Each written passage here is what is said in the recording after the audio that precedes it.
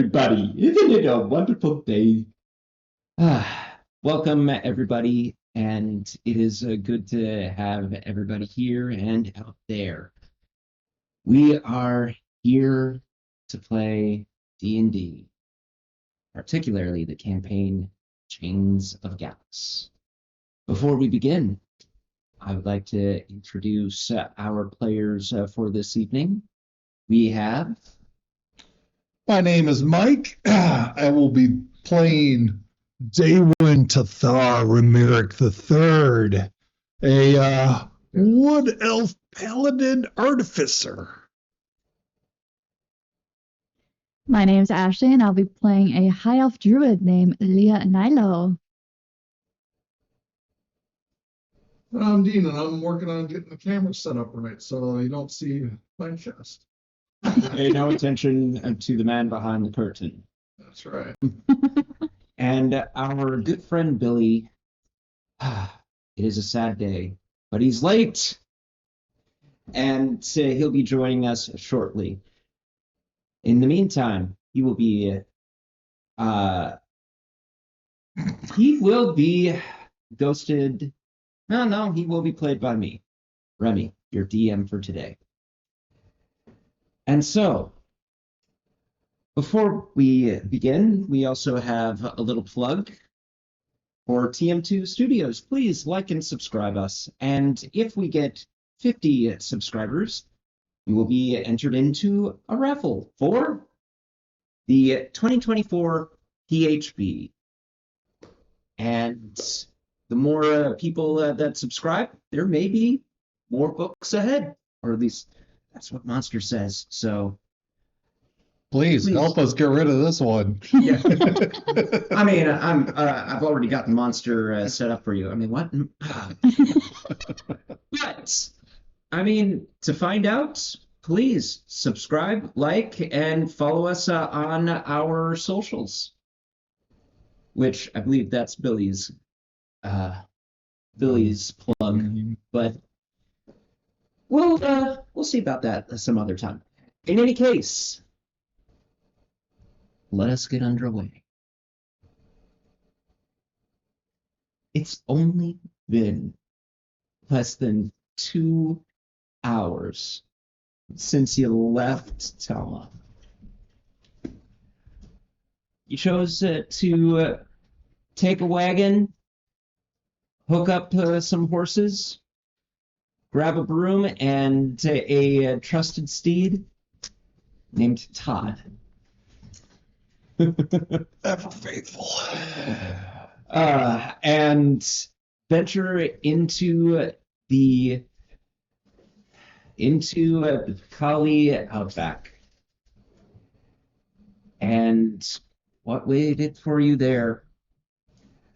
It wasn't long before the storm hit.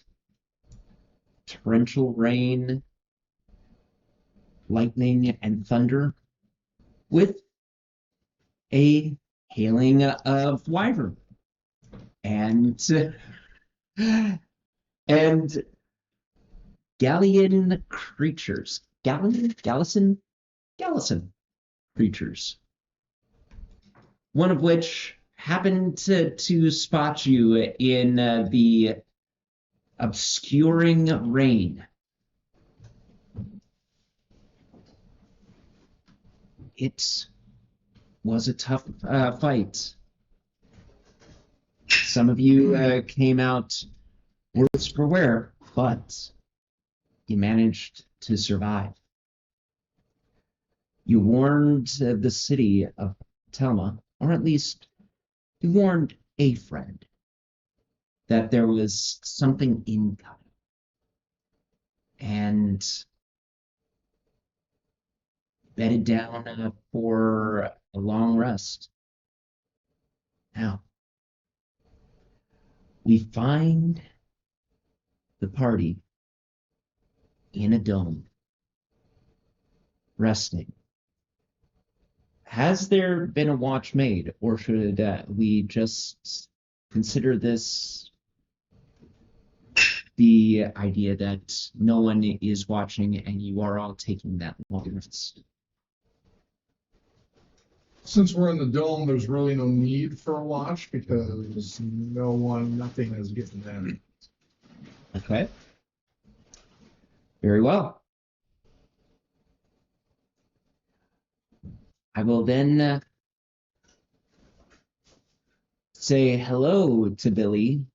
Hello. How he missed a whole bunch of interesting lore dump and whatnot I know. that I plan not to repeat. Man, I didn't. What a plot twist. I know. Why didn't you save that for the finale? Because you all were like, oh, I want to go home. No, I want to take the long rest. Oh, it's such a pain. You can't just run that.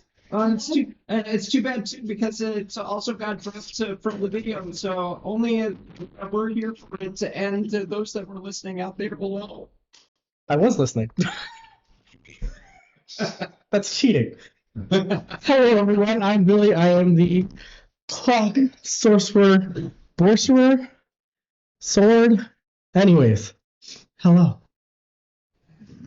Just call yourself a problem. That's what you. You know what? I'm not even going to deny that. Anyways, I cast more force. And that's how everybody suffocated. Okay. Anyway, back to the story at hand. The party rests. And we will say that you all get your long rest. Oh, God, thank God. But, Thank Muhammad. but, at what cost? With that, you can rise to greet. Unfortunately, it's hard to tell what time of day it is because the storm's still carrying on. There is no true daylight. There might be something overhead that is giving off faint bit of light, but you got total coverage and thick, heavy clouds. With that, who would be the first one to wake? Technically, clock doesn't sleep. So No. So we will go with you. Clock. What is we are now zooming in to the scene. What does the audience see? the audience sees the right before the long rest, clock just sitting down and staring back in the direction of Telma and watching the creatures fly by. He's just stunned, shocked, and just before he fully gets into, standby mode, he just reaches out with his mind. I really don't want to talk to you, but Carmanian, if you can hear me, you need to get ready. Something really bad is coming, and it's coming right now. If you can hear me, you need to fight right now. Drew. Fuck. Huh. Give me. I will let you decide. Okay. What kind of skill check you would like to use to plead to the devil herself? It's not very good, but oh no, it is. I'm proficient in it. Persuasion, because in Clock's mind, yeah, she's not a great person, but if Telma falls, she has a lot to lose. Mm-hmm. And Carmanian does not like losing. Okay. Ever.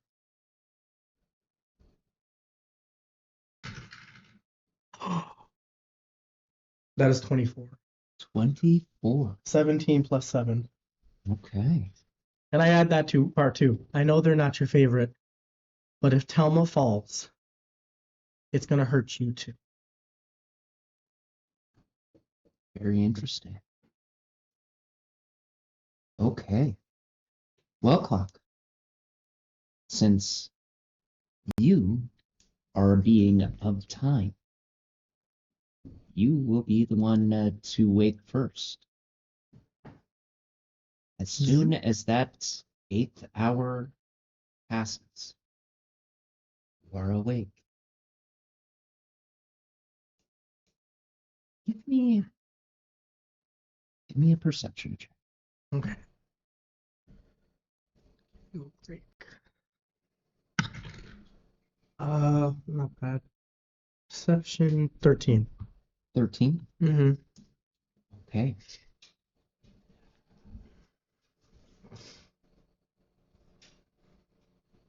It's the fact that this storm continues is a marvel unto itself. You've never really seen this this kind of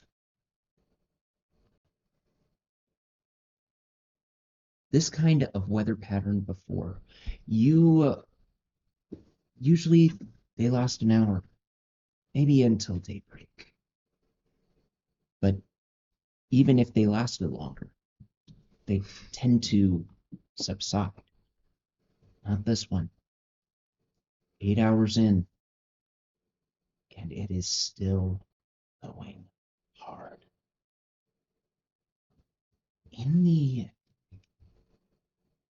With a 13, you hear what almost sounds like thunder mixing with the warbling of a saw. And if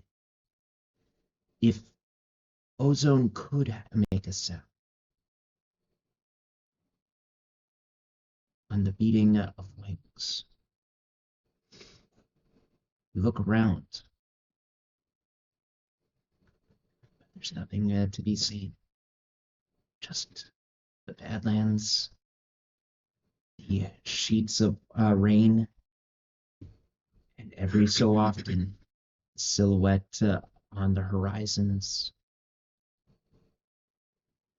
That's it. Would be the next week. I mean, I think day one, anybody who's an elf, we're only meditating for 4 hours, so I would imagine. Sure. we're Either of probably- us. Yeah. All right. Well, if neither of you wants to make the choice, I can for you. Sure, why not? Let the DM roll it.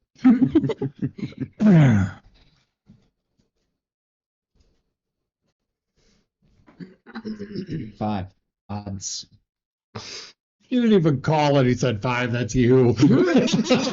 Oh, would you like me to try again? Odds, evens. Odds. See, the crazy thing about the DM screen is that he can make that up. There's a complete BS happening back there. Let me not say that before I get cursed. I apologize to the community. I tailored something for you guys? I would never. This is completely random. Oh, man. The DM That's always hilarious. lies. Until he doesn't. Until he doesn't. Day one it is. Damon, what does the audience see as the end of the long rest happens for you? For day one, it's majority of just cleaning my wounds, having, Reginald is over there polishing my armor. Right. Yep.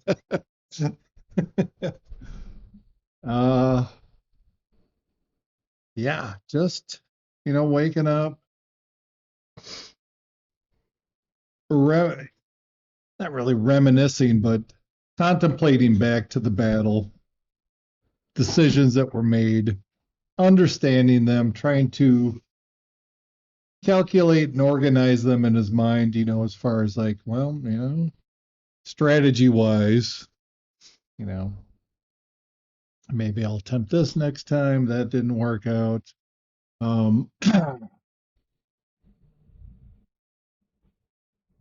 Yeah, just kind of in a state of reflecting.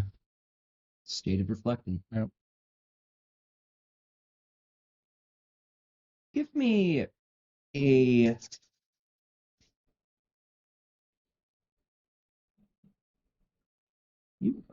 give me a charisma saving throw. Charisma saving. Mm-hmm.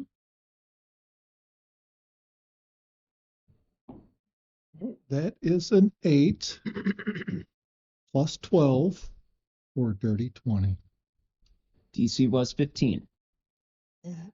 There is a part of you that, as you are tending to the remainder of the wounds, particularly that one from that tail that burned hard along your side, you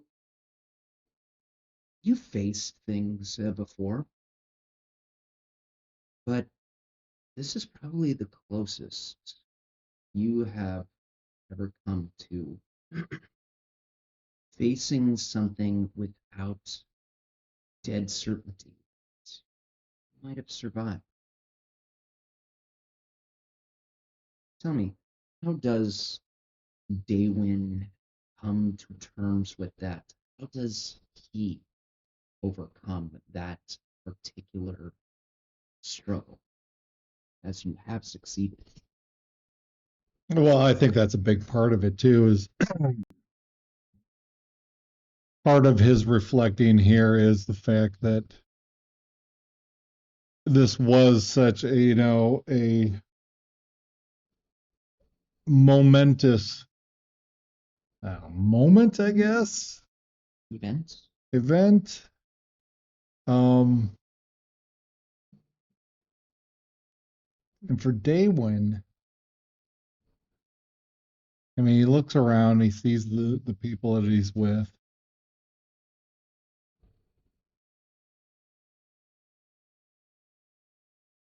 Knowing that if it was just him, things would be drastically different. And there's a spark of gratitude. Typically, Daywin doesn't.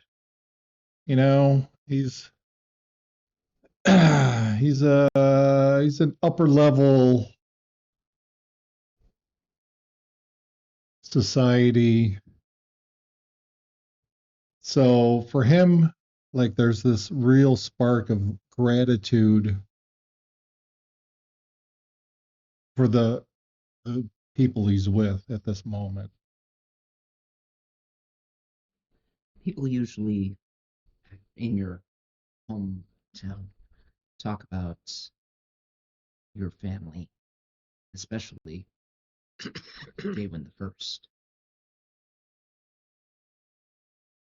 There's mixed stories about him, but a lot of them are of Herculean-like prowess. To be the best, and that has been something that has been ingrained in you throughout your family history, especially 3 generations later. Mm-hmm. With that, this is probably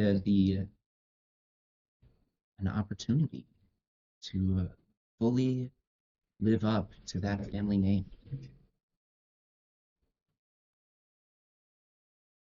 As you reminisce on that, Reginald, dark circles under his eyes, comes up to you and says, "So, Sir,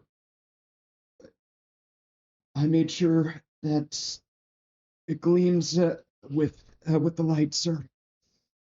I take it that you'll be wanting this relatively soon.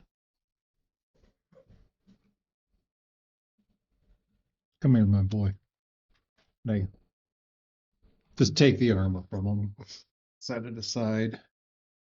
Usher for him to have a seat. We'll sit down next to you. Just take a moment. Relax. Okay.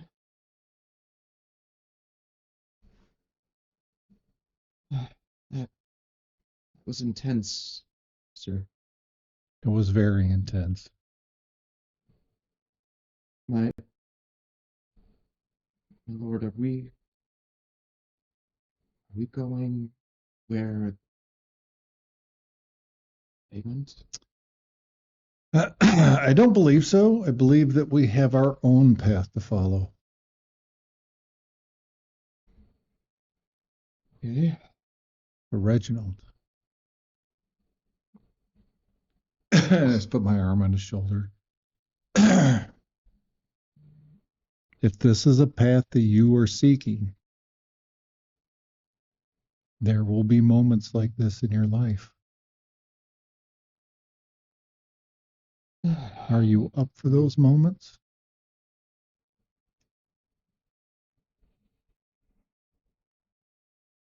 With you at the helm, sir, I will face down devils, demons, whatever toothy maw may come. I am at your side.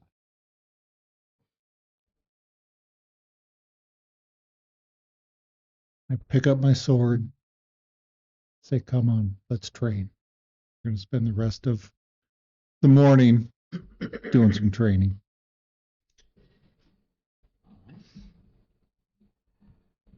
As the sound of, would you say you're using wooden swords, or I would say for Reginald, we would be using wooden swords. as the sound of wood and light tapping of bone adds to the sound? Leah, Hmm? what does the audience find you at this particular? For me, I was thinking about the whole battle we went through and how we just left Telma like not even 2 hours ago, and I was looking for a certain individual and I haven't found him quite yet. I don't know if he's still in Telma or not. So I've just been thinking about that, and then hearing Daywin and his companion sword battle or train or whatever got me thinking to when I first met this certain individual, and I'm like, wonder if he is still there or not. I hope he is.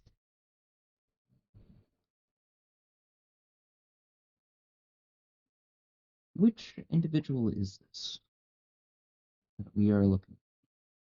My husband.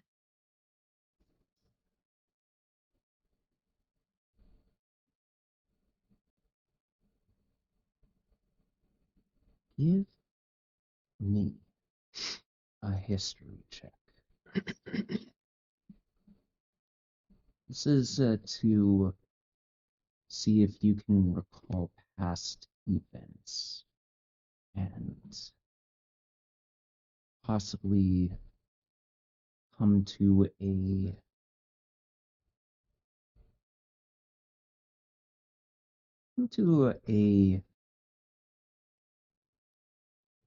understanding of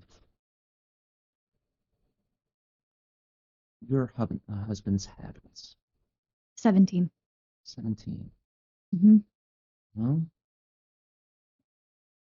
with the 17, I would say that you know that your husband does keep, as a merchant, if I remember correctly, Mm-hmm.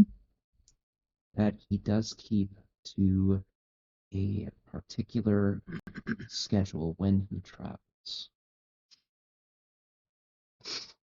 It is hard to tell whether or not this was the season that he traveled to Telma.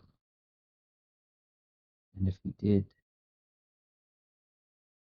actually set up a small shop for that particular season.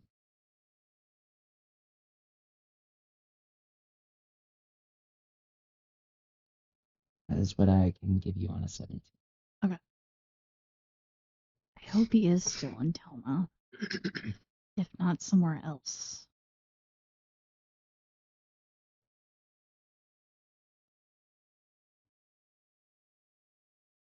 With that, I'll say that with a 17, you can have a moment of reminiscing as clear as day. Describe your husband and a fond memory that you shared together. Well, he's a human, about mid-30s, and I can recall me arriving in Telma for the first time about 50-ish years ago and seeing him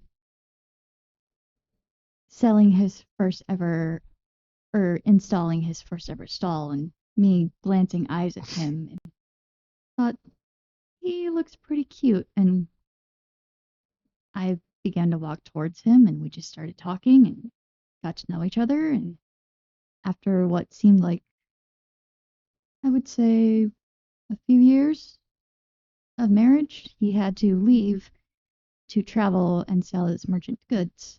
I hadn't seen him since.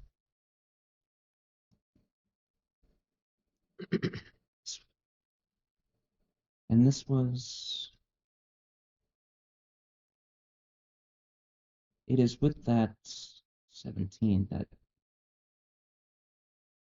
you can remember the smile on his face, the smell of his clothes, and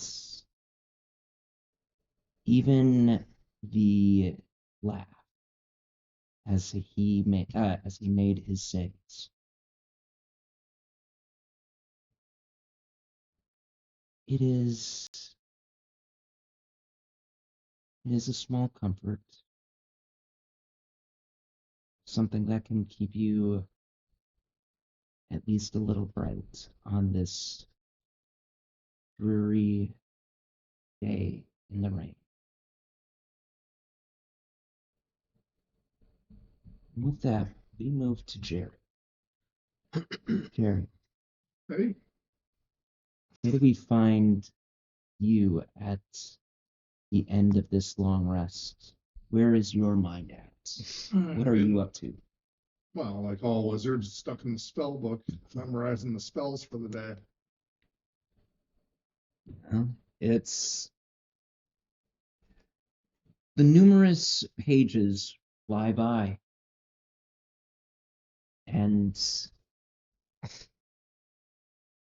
does your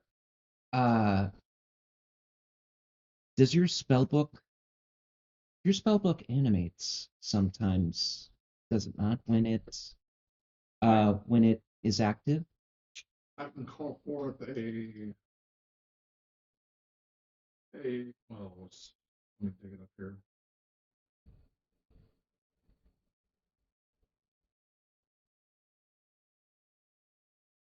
Yeah, it's an awakened spell book. So while I'm holding it, it's a spell casting focus. Mm-hmm. I can use it to swap damage types. And then once per long rest, I can cast a ritual spell in normal spell casting. So it basically eliminates that 10-minute ritual time. Okay. So, would you say that the the spell book also is aiding you in preparing the spells? How does it look as you are deciding your spells?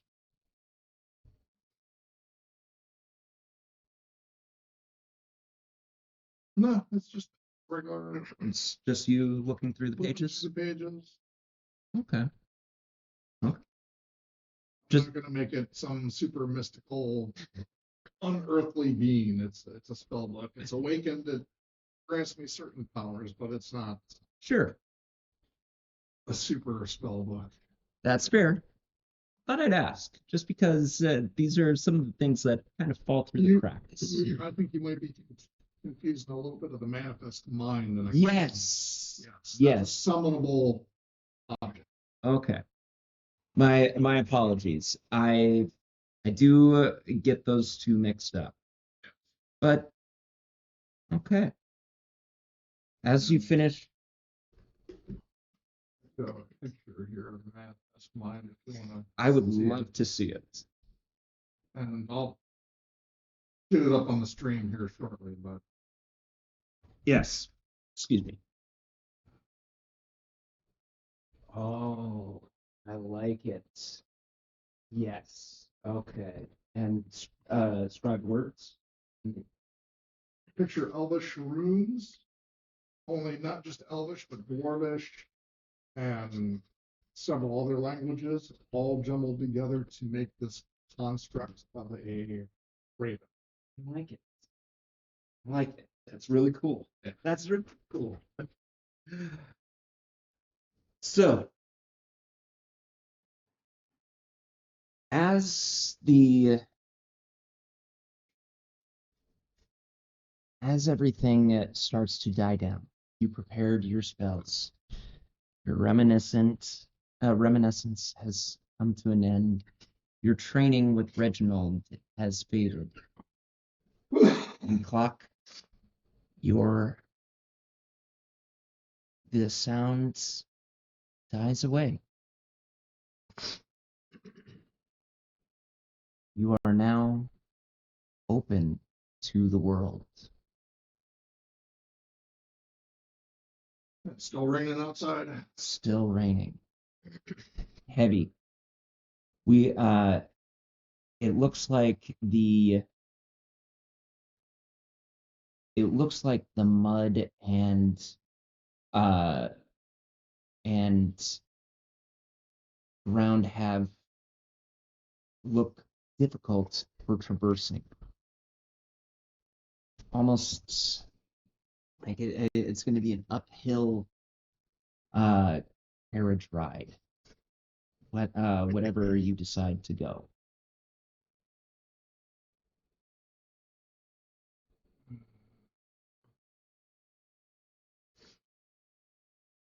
Before we decide to go anywhere, give a call back to the tower.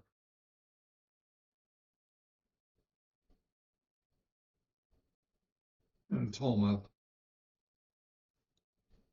And see how things are going. Give me a message. You're speaking to Teal. Teal, this is Jerry. Any news to report? Ocha here. The tower is under siege. Telma has been breached. There's no we're in need of help. That's what you get. Help's on the way. Hang on.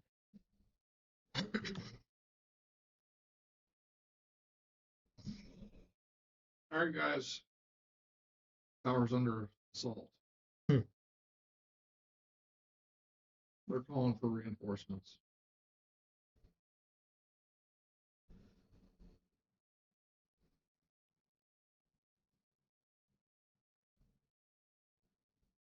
I have to head back. Whether you guys want to head back with me or not is entirely up to you, but I must go.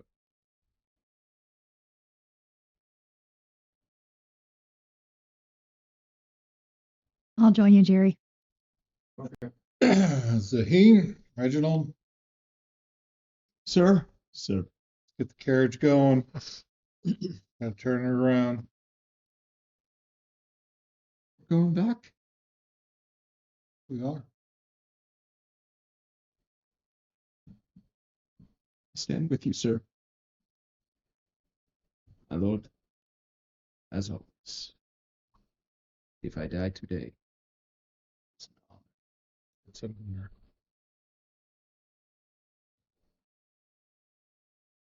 Ah.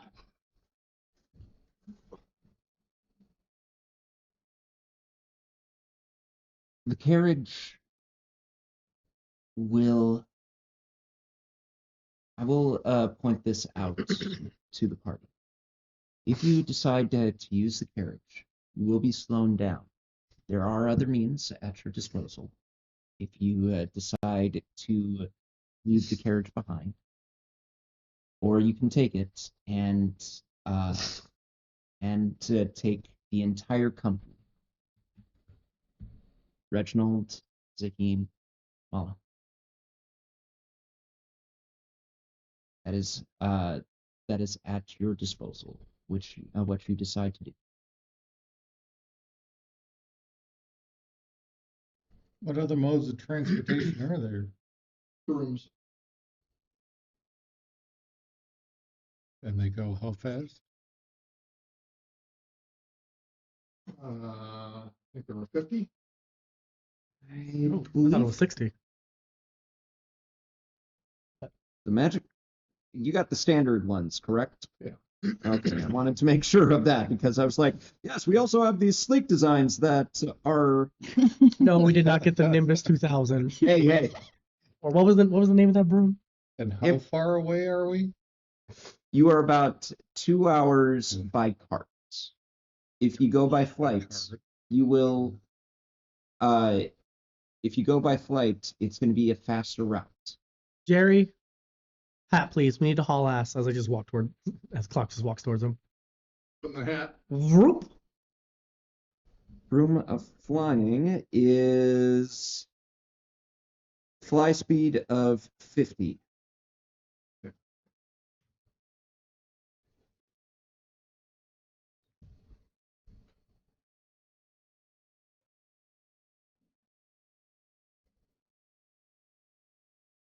I got 3 brooms. I'll meet you there. Okay. What's your horse's speed? That's what I was looking up right now. Okay. Summon steed. I'm just going to a quick look here at the spell because wait, hold on. It doesn't say. Yeah, you got to go by whatever the creature is. So a riding horse goes at 60 feet. How about war horse? War horse goes at 30 feet. Really? No, I'm just making that up.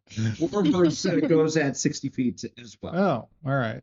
Well, I guess you won't be. I guess you'll meet me there.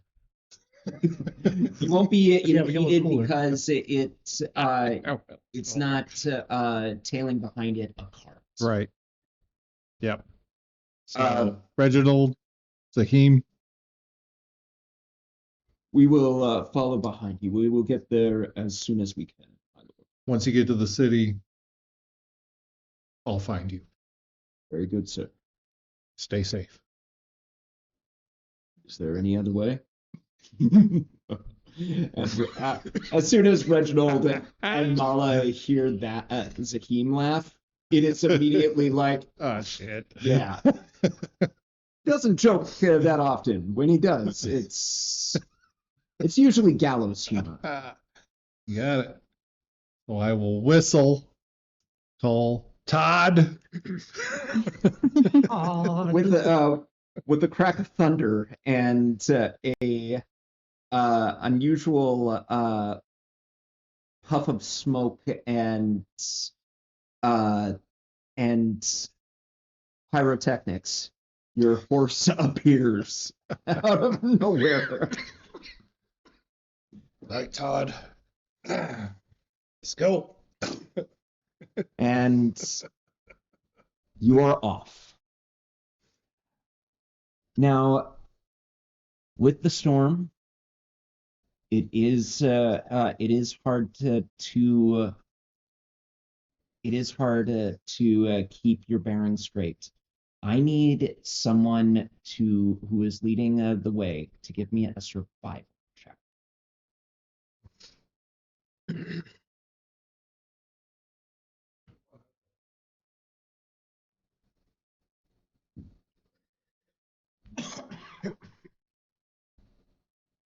That would be a 21. 21. DC was 16 on this. You managed to keep your party on track as you venture forth back to Telma. Within an hour and change, you spot the city limits on the horizon. Torches are lit. Fires are scattered throughout the city. Smoke is billowing. The white stone of the buildings of Upper Town are reflected with orange, red. There is screaming that is echoing, but it is diluted by the sounds of the weather and the roaring of the wyverns overhead. You hear cannon fire, ballistas sailing through the air, explosions of earth, the rumbling of siege weapons, the clattering of steel.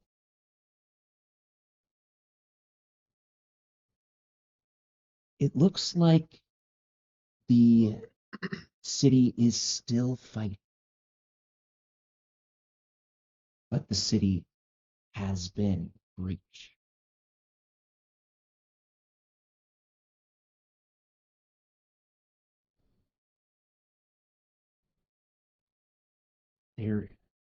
It seems that whatever creatures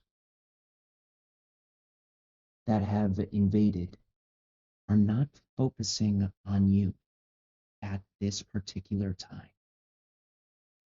They are more focused on the city's threat, the guard, and whatever else may be inside that is keeping them distracted. You may be able to venture into this war-torn city with limited ease. Or you may choose to find a different means of getting in. Whether you walk, you fly, or go through some sort of passageway is up to you.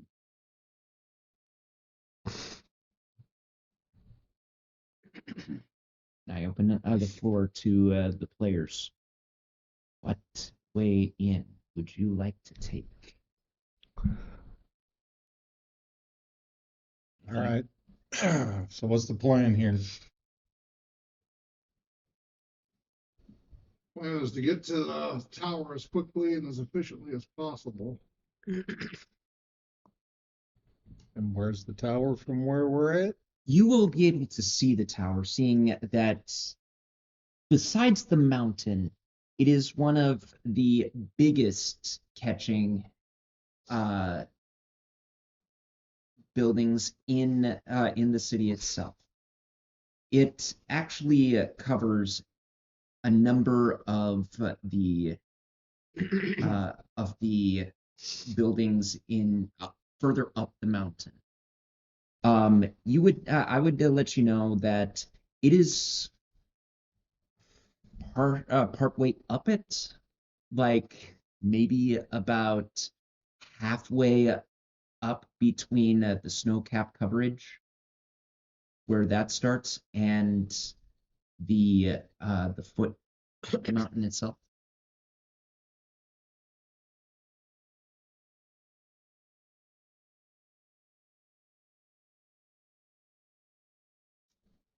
What type or how many obstructions, wyverns, whatever, enemies stand between us and our goal? So the breach itself is being flooded into with dark figures in the back. In the outskirts. It is the biggest opening that would probably get you a straight shot if it were not for whatever enemies come your way. There are a number of wyverns there, as well as these humanoid-looking creatures that are being pushed back by the guard. Along the wall, the first wall, you will be able to see the cannon fire as wyverns fly overhead, and some of them will actually be struck down and manage to be prone for set amounts of time. It is probably the route that has the most possibility of friendly fire and possibility of being caught by wyverns. There are also other pathways before you. The Stulty Divide, where the mountain itself opens up a little bit to reveal the cavernous the caverns below, will actually lead you in there. Now there is a number of guards there, and it does look like they are on defense, but they are not facing as much of a wave as where the breach is happening right now. And with that, I will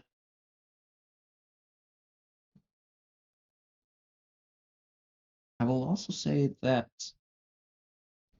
you do remember, based off of your going into the old mines and into the mountain itself, that there were cavernous pathways that had to have led out somewhere. You could try and take the time to locate one of these possible openings or ventilation systems to allow you entry into the old caves. However, that comes itself with its own risks, as they are considered wild terrain for the city. And you would have to have very good navigational skills to find your way in.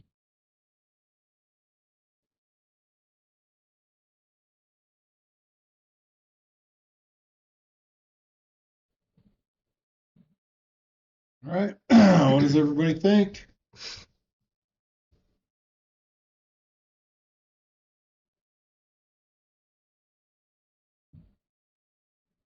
Don't everyone speak up at once. There's a lot of guys over there. There's some guys over there. That's where we need to get to. Is there a secret entrance or something that we could try to like sneak in? Well, there's the caverns if we want to spend time trying to locate entrances for those. That's going to take a lot of time, and I don't think time's something that's on our side at the moment.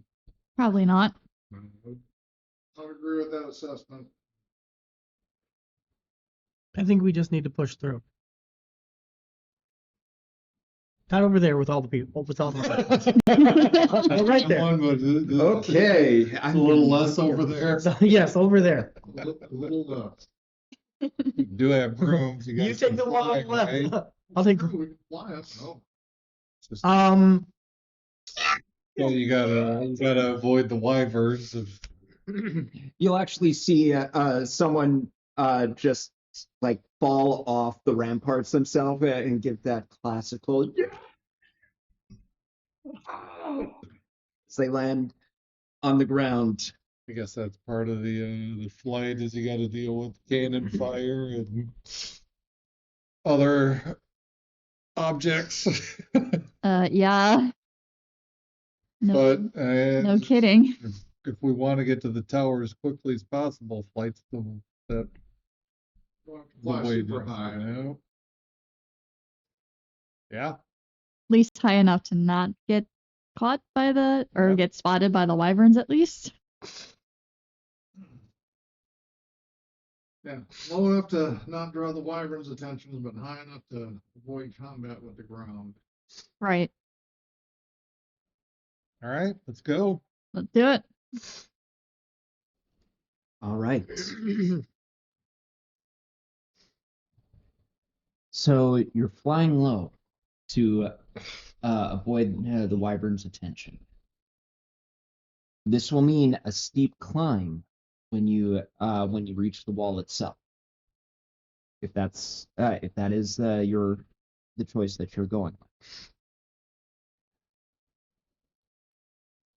For those that are in flight, I am going to need, let's call it stealth checks. While we're flying, we're stealthing. You are trying to avoid the attention of wyverns, and as well as not get struck by any. Is the entourage with us? No, Okay. No. we left them behind. Okay. They were gonna meet us here, but yes, Okay. they were slower, so All right. I had my boots, so Todd, I'll see you later. Thanks. Thanks for the assist. He nuzzles you a bit, and then Did you get inspirations? inspirations for. We haven't gotten inspirations in quite a while. Dang it, man. Don't we get inspiration just for showing up to play? Come on, The man. dungeon master. It was. You know what? I'll just because I upped the CR on this, sure. I'll give Okay. you guys one inspiration One apiece. inspiration. I will take it. No. I will take it. Absolutely. This is why you should Much have been a better. divination Much with better.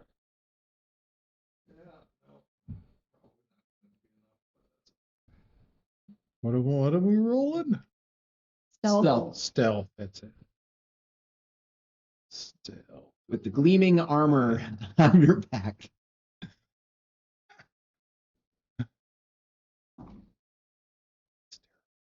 What is the inspiration again? Is that a D You what? you re-roll 1d20. 1D. Get him out of the way now, right? Oh no. It's better, but not by much. Die. Say it with me, all. Dumb ways to die. Well, PC better be low. let's see. I gotta pull up the wyverns. I take greater invisibility as a spell. I mean, you might have. So, CR was 14. Okay, Yeah, no. just barely. Yay!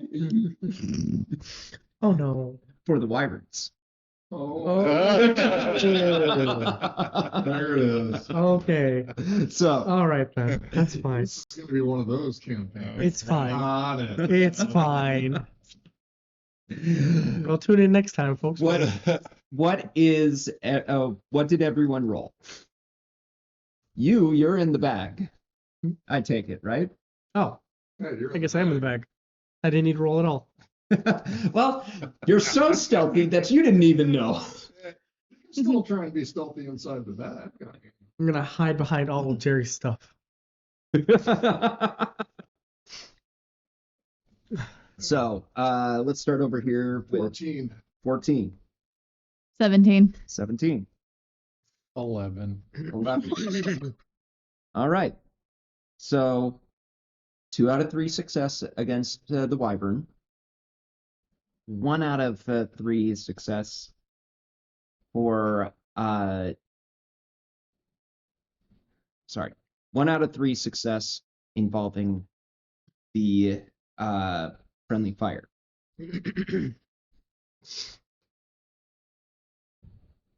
Flying low, you do manage to make yourselves unseen by the wyverns, keeping to certain shadows, as well as staying relatively out of sight while they are focused directly on the castle walls and the bombardment that is coming ahead.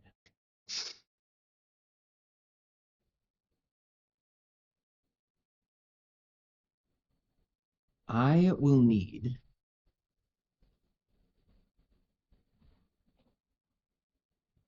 say, and since Mike does not trust me above board, behind the board. That was clock. It was Bob. I'll own that. It was. I will say this. We will roll a d6. On a 1 and 2, you guys are okay. You don't face any friendly fire. On a 3, 4, we have 1 ballista or cannon. On a 5 and 6, you guys each have to avoid a ballista or cannon. Ready? Here we go. 4.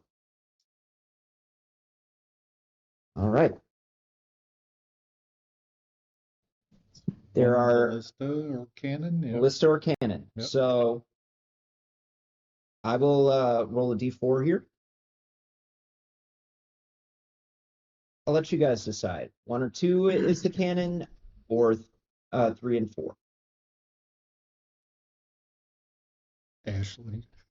1 and 2. 1 and 2 is the cannon. 2. 2. All right. So there are 3. 1, 2, 3. Re-roll the 4. 2.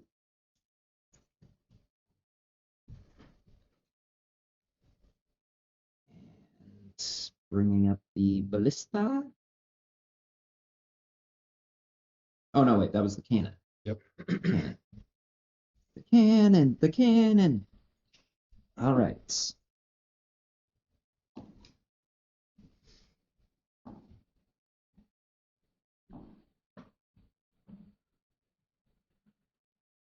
Well, gonna share this. That's how close you came to a nat 20. Pretty close. Very close. 8 to hit.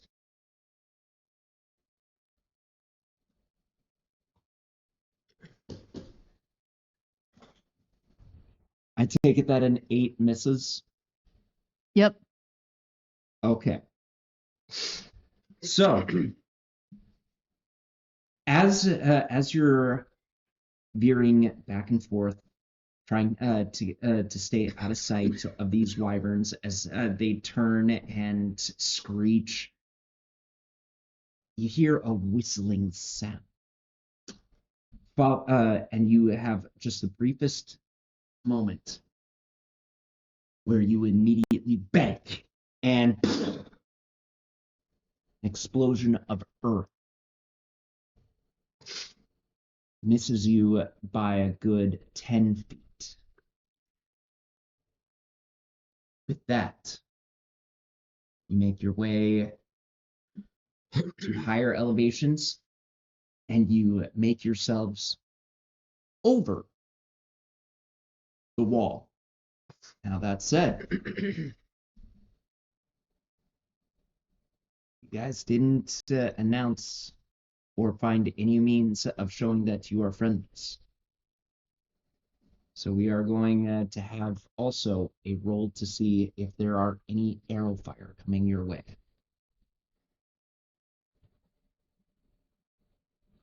They will be doing this at advantage. Knew I should have cast Sanctuary.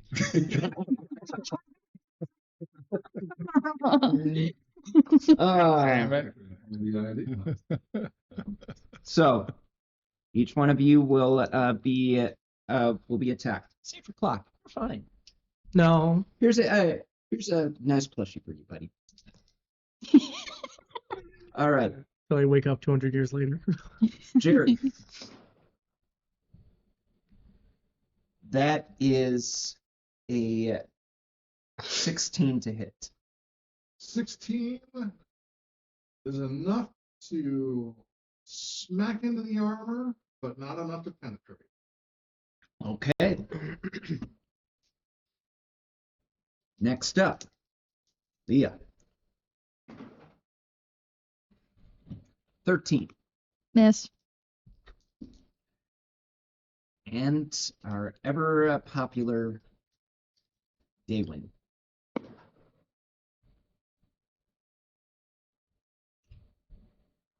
With advantage. Nice. The pink die, man. Yeah. So that is a 22 to hit. It hits. All right. Say that you're taking 3d8 damage on this. No added.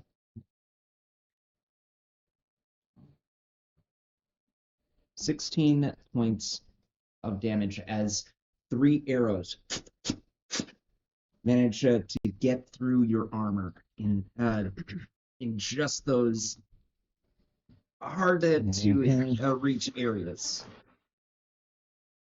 But you're over the wall. The iron golems, the defenders of this, the army that is the guard for this particular city, are all on high alert. Humans, elves, dwarves, gnomes, halflings, tieflings, all of them. They are a collection of the well fortified and well financed city of Telma. You'll note that as you're passing by, you will see a dragonborn, white-scaled, looks overhead and says, "We got more incoming! They're on brooms!" Hold your fire!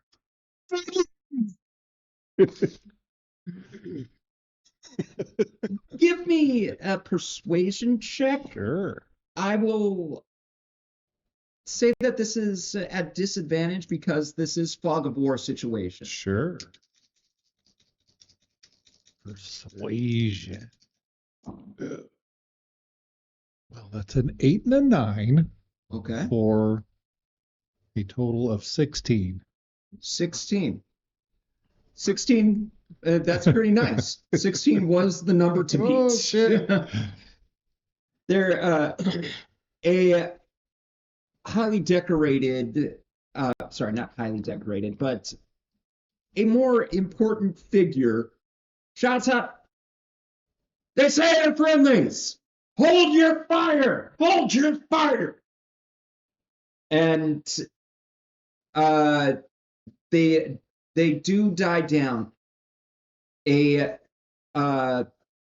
gruff-looking humanoid, shaven head, definitely has scars along the jawline that leads to the neck that you have no idea what they could have been, but it looked painful, that were healed over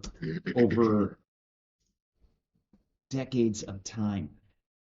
Looks at the three of you and says, "Give me one good reason why I shouldn't let these individuals. Give me one good reason why I shouldn't have my squad launch another volley of arrows. Who are you, and what the fuck are you doing on my wall?" How far away is this individual? Well, right now, you're about you just crested over, Mhm. and in order for you to demand hold fire, you had to stop and Sure. and gesture. So you're about maybe 20 feet off the ground from the crest of the wall, give or take. So he's Sure. yelling. Since I'm flying with my boots, Mm-hmm. I will glide on over there. Platinum shield with the platinum dragon in hand. Mm-hmm. In the name of Bahamut, my name is Daywin. This is Mr. O'Malley and Leah. We are trying to get to the tower. Please help us. I have a siege outside and a whole bunch of these, whatever these things are, leaking in to my city. I need everybody available to keep these things out. And that's why we're here. We came back to help. The three of you. Good, you can eat it every time. Yeah. And it'd be wonderful if one of you happened to, I don't know, have some sort of arsenal under your belt, maybe an army at your behest. We're working on it.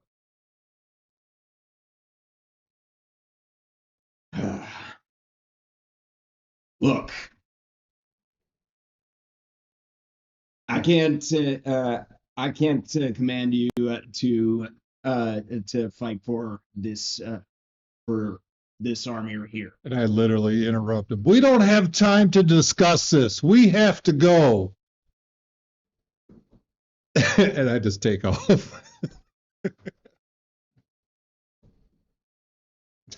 That's the first time I've ever seen Just a silver bullet. a follower of Bahamut not follow protocol. All right. Well, you didn't send these things in, did you? No. No, we did not. He believes you. At 20. All right. Well, Stay out of our way. And- I fly back and I pull my arrows out. Here, you might need these. With that, you are over the wall, and you are now within the city limits itself. From here, it's not that the entire city is under siege. It looks like these creatures are being isolated into parts of certain neighborhoods, whichever ones actually managed to spot them in. There are guards and as well as individuals taking up the call to defend their city. You will note on your flight, you will see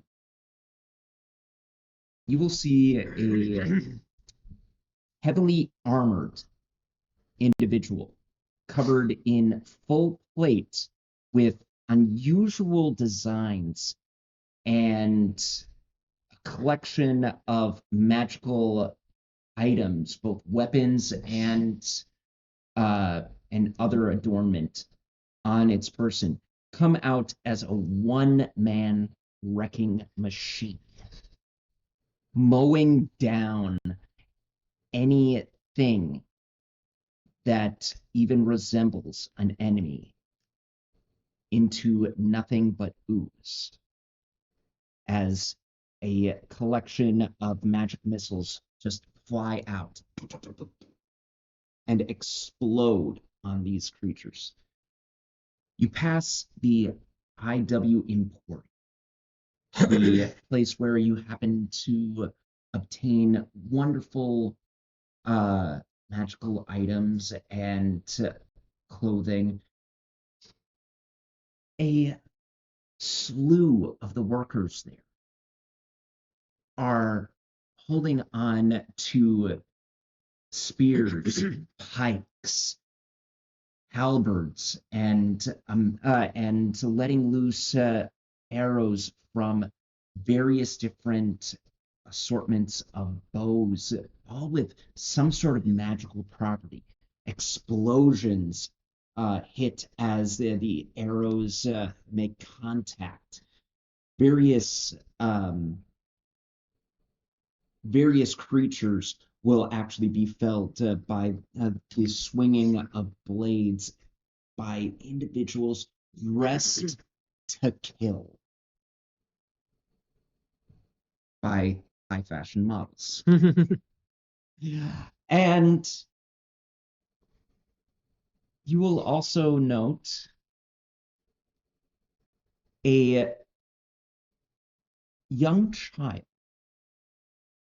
dressed in wizard garbs, pointing a wand and letting loose small beads of energy that just land in areas and remain. And then, with a little giggle, she lets loose a collection of delayed fireballs into the streets, causing massive destruction in the wake of her giggle, only to be pulled aside by a older woman in druidic vestments that just wags her finger at this child and then casts a spell causing a blanket of thorned briars to cover the entire streets from one end to another, and watching as these humanoid and cephalopod-like creatures just crawling and dragging and raking themselves as they keep moving forward towards the tower. By the time you make it to the tower, it is a devastating sight as more and more, even with the protection of individuals as well as the guards, there is still many of these humanoid-like creatures pushing themselves one by one on top of each other, hitting the walls, trying to find some way in. Some of them even climbing up to the second story on the backs of the ones its comrades. You have made it to the tower.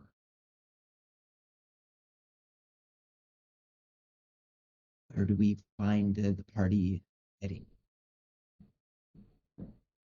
All right, Mr. O'Malley, we're at the tower. What do we need to do now? Kill every ooze that you can find. Is there with what? Do you guys have like weapons around here or No, I got my scepter here. I got my quarterstaff. now are we at the where are we at the tower? You are about a block away. Oh, we're blocked. Oh, You're a we block. still got a block to go. Sorry. You're. I am. Let's start. Well, but I should. What I should say is that the tower is actually in the center of an open square. Mhm. You are at the edge of that, and you will see a small. You will see around. It is surrounded by damaged businesses, dead civilians surrounding the area. You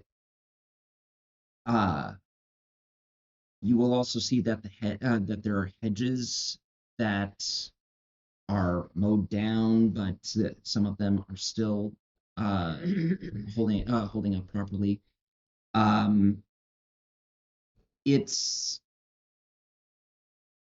It's essentially the tower is the center, kind of like those clock towers in European villages.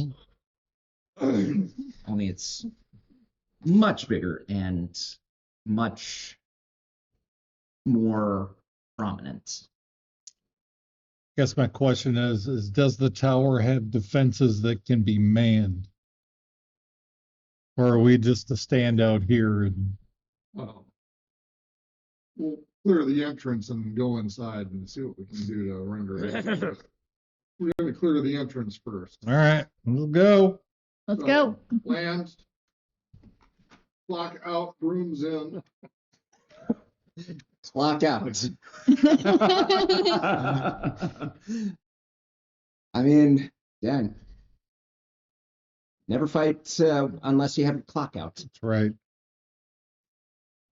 With that, if you're planning on going open assault, I will suggest we roll for initiative.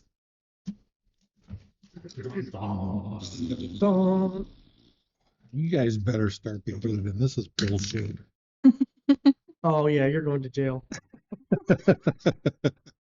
You're going to I'm gonna jail. use you. Get over here. It's your turn to I will step also up. note that you all get the surprise round since they are focused on you. You will get one round where you get to do whatever you want, whether it is assault, prepare, have at it. Ugh. All right. Anyone above 20? Yeah, I'm above 20. No, not above. Oh. I could tell, Mr. Manchild.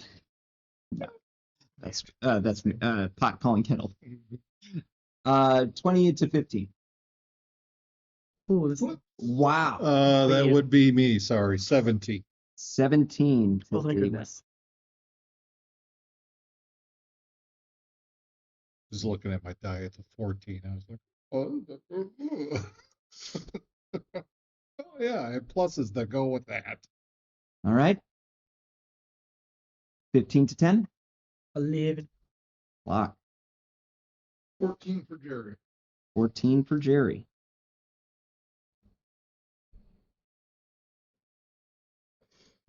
Guess we know who's got cleanup detail. Mhm. And Leah.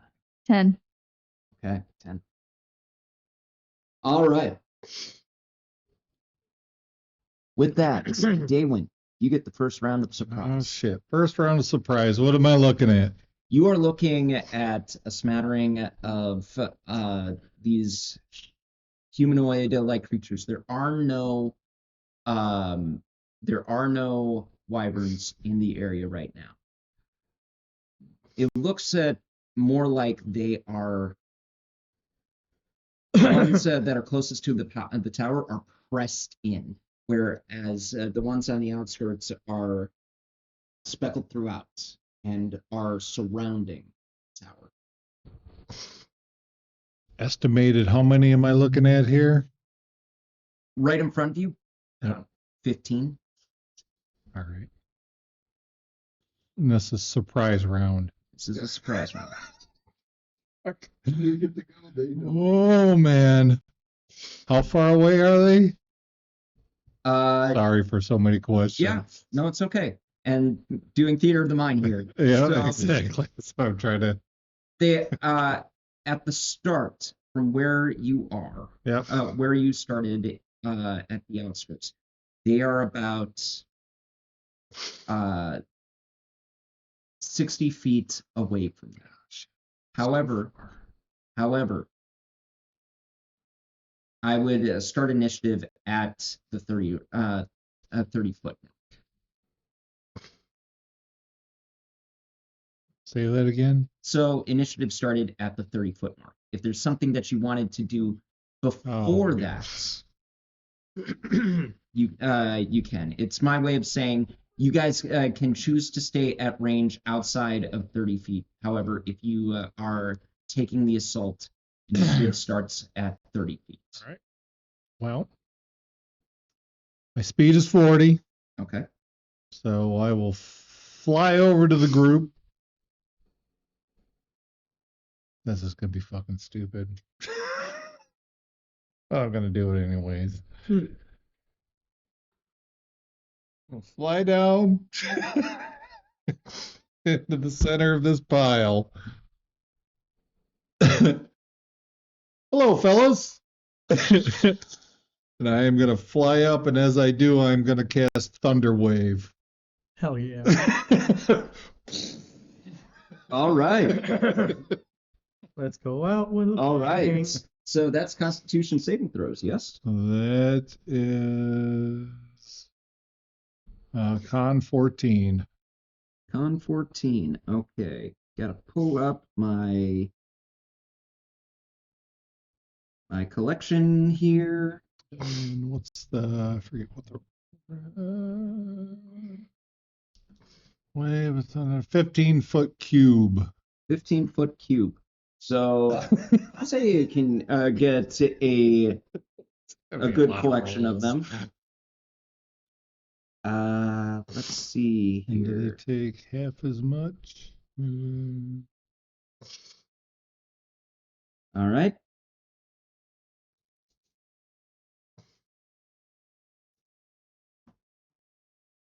Oof.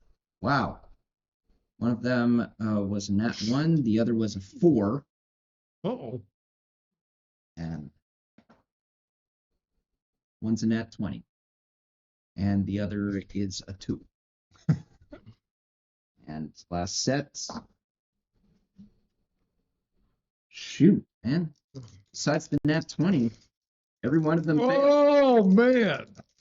That's what I want to hear. Excellent. So those that failed get pushed and take 12 points of thunder. Is that thunder damage? Thunder. Thunder. Metrodome.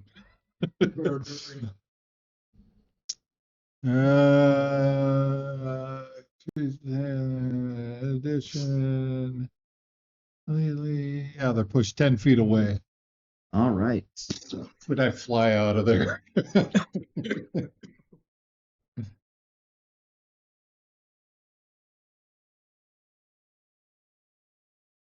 Who gets a -6? So I guess D20 guy would get an attack of opportunity. These are actual swarms. Oh, sure. So I'm basically saying that Gotcha. of 20 this was a group of group six. of. Gotcha. Yep. Gotcha. So how big is this cube? 15-foot cube All right. originating on me. I'll tell you what. Give me a D6. D6. Well, hold on. Oh, shit, all right. Yeah. I'll let you decide what number represents the nat 20. How many?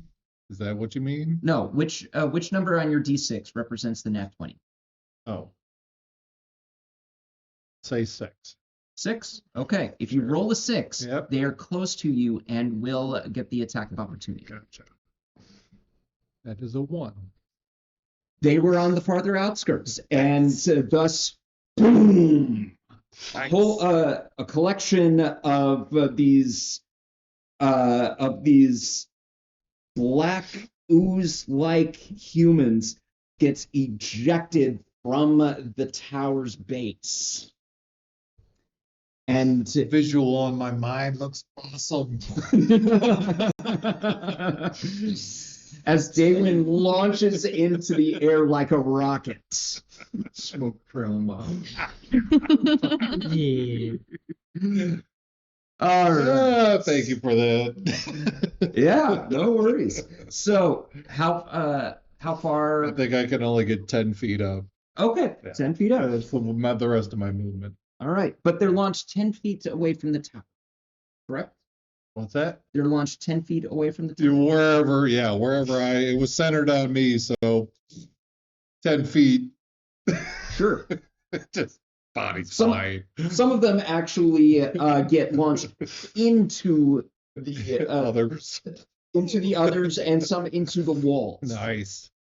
Oh, this is gonna be fun. Oh. So, with that, is there anything else that you'd like to do before we pass it over? Bonus actions. I always forget about those. What can I do? I think I already cast a spell.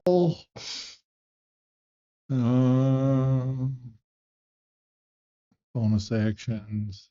Do I have any cantrips or anything? No, that's it. All right. With that, we're on to Jerry. All right. So from 60 feet away,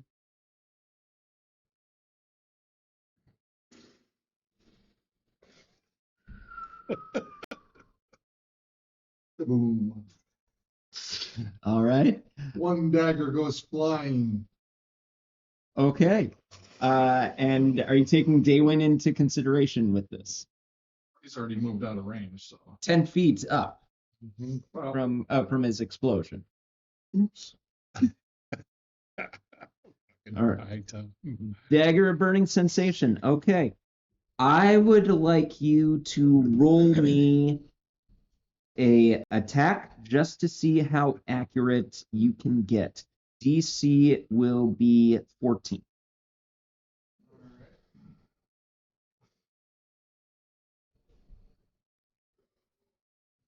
I'll let you decide if it's 17. okay. 17. 17 will be an accurate hit. I'll have them roll for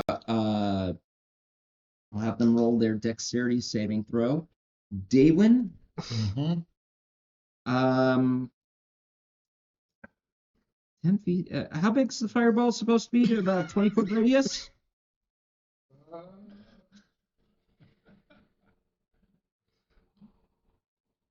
This baby, it's a fireball. 20-foot radius. 20-foot radius. Okay, Daywin. Yep. I'll say that you're on the outskirts. Give me a dexterity saving throw on these. Dex save. Here we go. Terrible. 12. All right. Fucking dice are What's hating the DC on these? The dagger. Shit. Fireball. Yeah, 17. 17.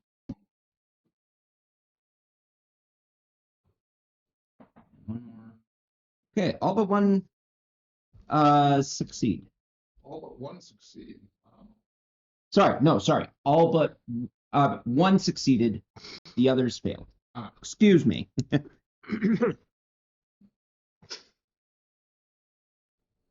And this is fire damage, so roll the damage. 30 points. 30 points. You will note that they are not as affected by the fireball. Yeah, I can't change the type on that. Right.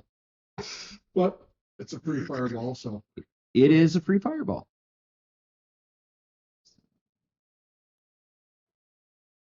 How much is that?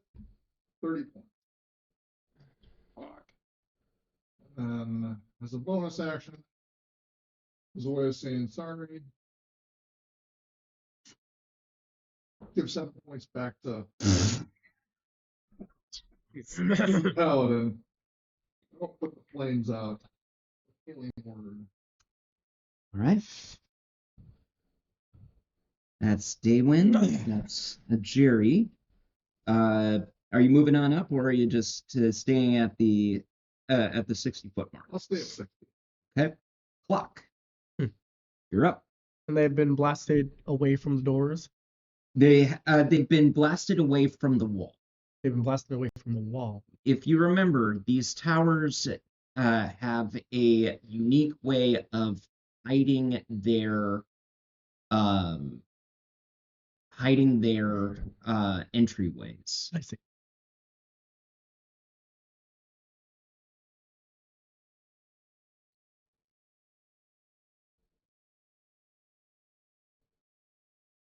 You know what? If it ain't broke, don't fix it.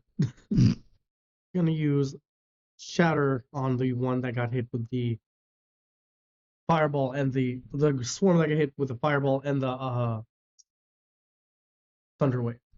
Okay. At third level. The con words 15. 15. Yes. On 15. Also make it, but that's okay because damage is damage. One succeed. 3 fail. 5. Sorry.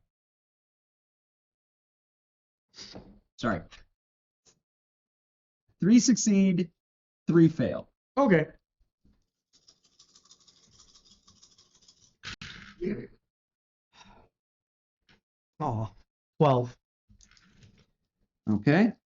Damage is damage. Damage is damage. Yeah, better than 0. Mm-hmm.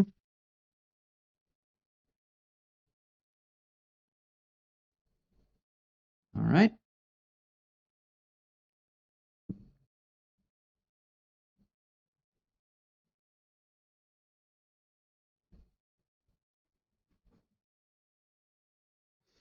Okay. Leah. Oh, unless Clock, is there anything else you want to do? Nope. Okay, Leah, you're up. I'm gonna cast Moonbeam at 4th level. Okay. I will say that that will hit one group. You roll me a d6 before we begin.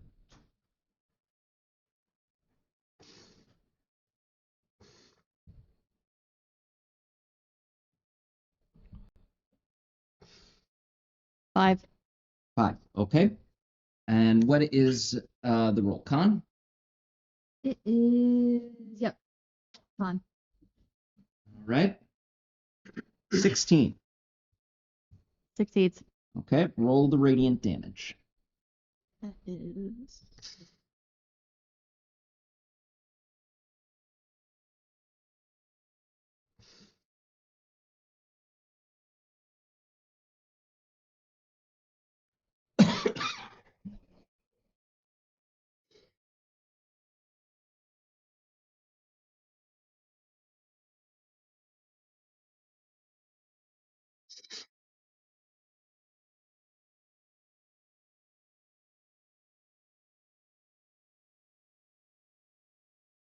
$21.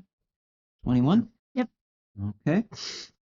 Half of 21 will be 11. Because I round up. Mhm. All right. Now, top of the round. The swarm gets to strike first. Now, they are going to, they are in a maddened state since they are so close to their goal. So, we will see which ones will go, will do what. All right. First set, they're going after the wall. 2 after the wall. One set will go after you. 2. 2 sets. Okay.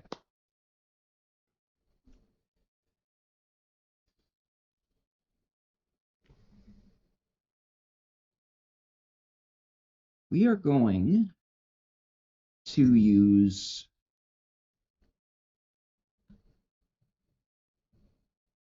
Daywin, you're about 10 feet away. Mhm. Clock, how far away were you? You said initiative started at 30. Initiative started at 30. Then I'm at 30. I move back. No, you did not. I did not. You Nope. chose I to forego your wisdom and your bonus and movement action. Right. So I'm Okay. at 30. Leah?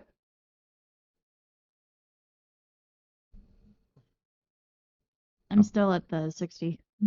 You're at 60? Yep. And Jerry's at the 60 as well. So, Yeah, that's correct.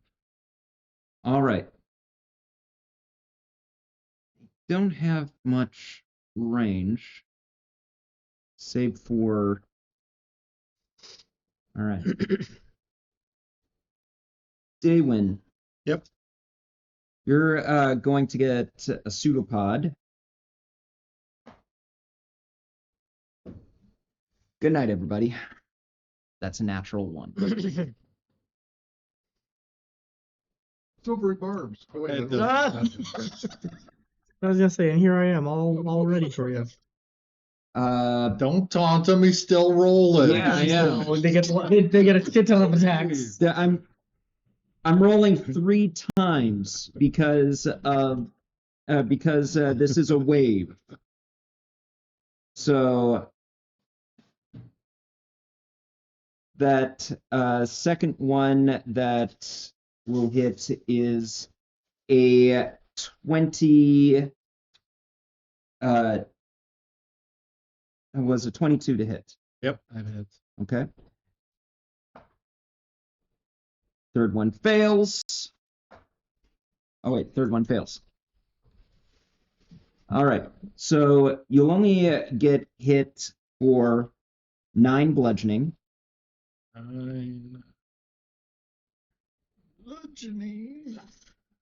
And 10 points of acid.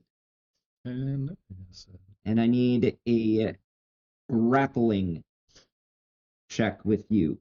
The escape is 15. Yep. Yep. So they have a set grapple. So you get to choose acrobatics or athletics. Just curious, how are they grappling me if I'm 10 feet up? Pseudopod like appendage just reaching out and pulling you down. That is, what is it? Acrobatics or athletics. 16.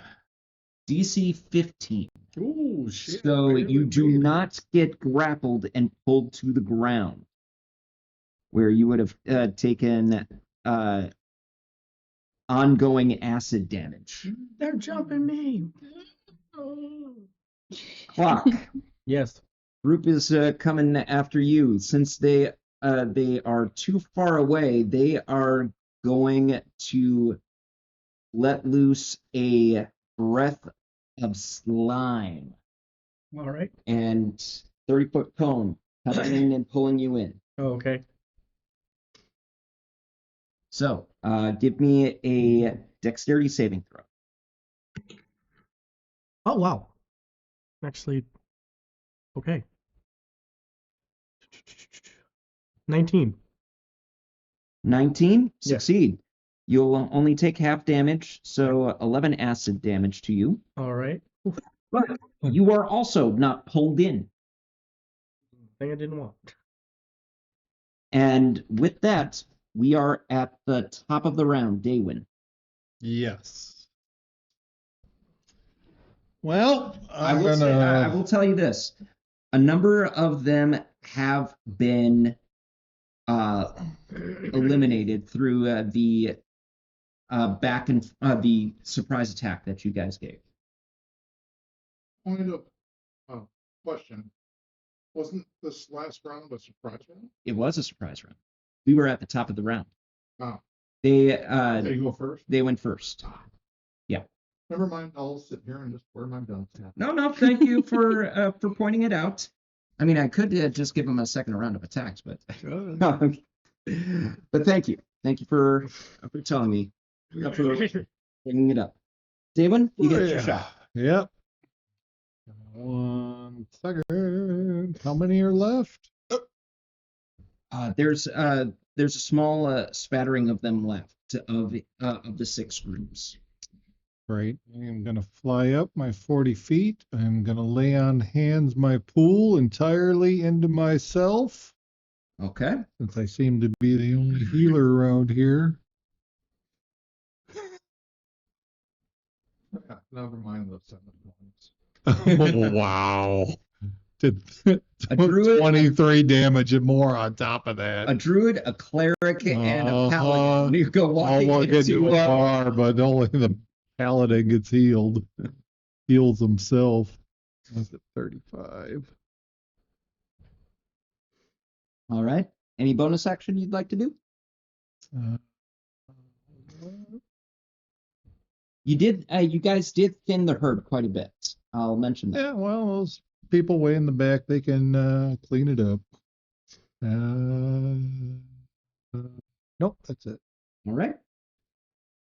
Jared, you're up. Clock, you're on deck. Leah, you're pulling up the tail. Roger. How high up is Daywin? 40 feet, so 50 feet up. 50 feet up. 50 feet up? Mm-hmm. All right. Do it again. Mm-hmm. Fireball. Fireball. Force damage. Assuming Force I was damage? getting the fuck out of there. All right. 1 succeeds. And the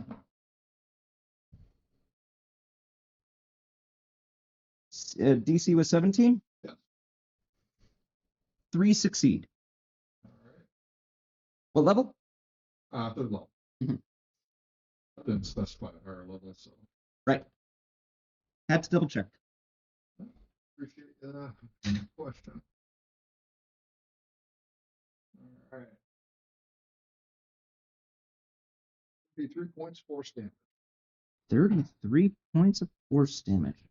Okay.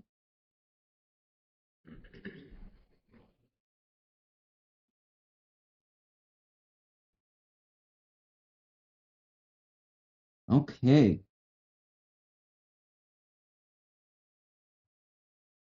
Four of the groups detonate as their bodies just disintegrate from the force damage, leaving behind very little in the way of flesh, ooze, or anything of that matter. Two of them are still around, but they are badly out. They are badly injured at this point.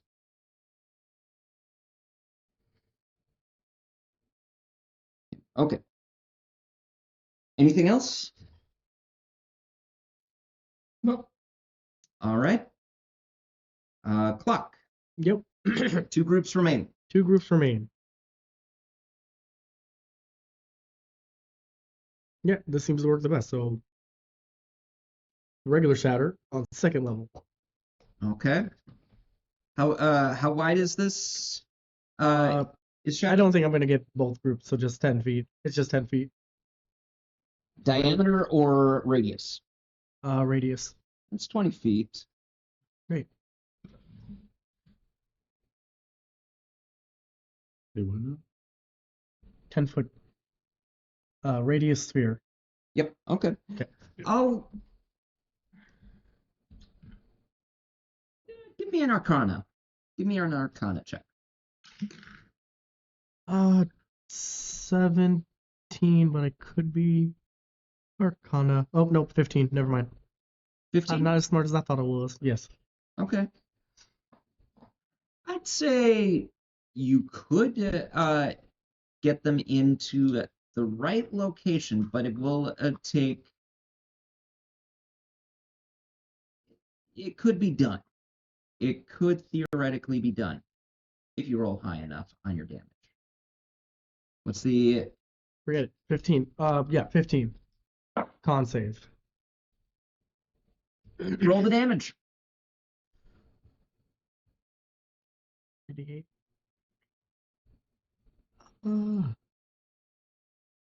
Yeah, 38.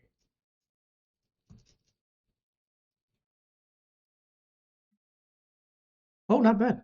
15. 15? Yes. Clock. Hmm. Narrate the end of these beasties. Everything that I've been through, that clock has been through, he holds it for a little bit, just vibrating. Like it's almost high pitch. There's dogs barking in the distance. And then I love it. when he almost aims it, he's You'll actually see the shockwave go out. This little ball of concentrated sound just venture out and then detonate.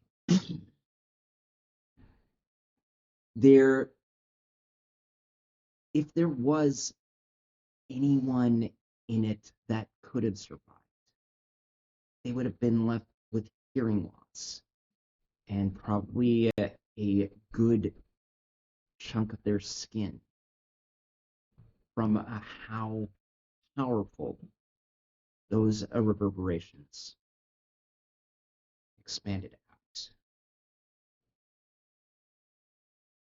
There are no more creatures within the area.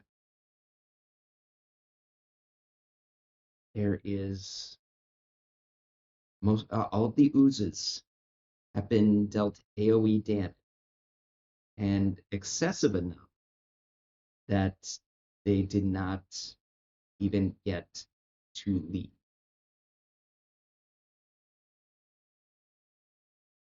All that's left is gelatinous goop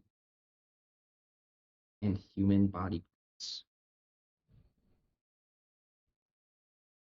Not even enough to be able to put one back together. From here, Well, so The much tower's for Bob the Necromancer being of any use. Hey, I do a very good job. great. I might actually have to make that now. You guys wanted to see me reassemble a family? Well, here you go. Animate dead. All right. The door to the tower, or where you know it to be, is open to you, or at least available to you. For all that you can see, though, it looks just like a span of vault, like any other.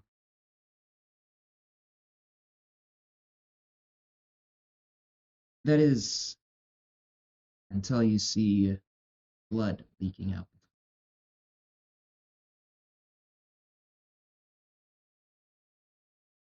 Blood leaking out of the tower. Blood leaking out of the tower onto the floor.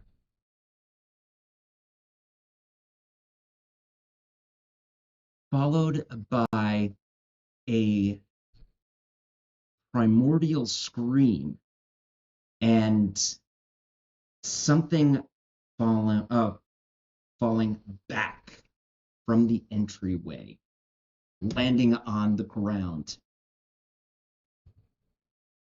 It looked humanoid at one point before the ooze starts to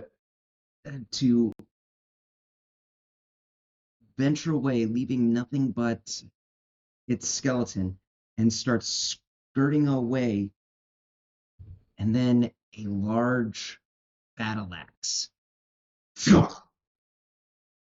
splitting it down the middle.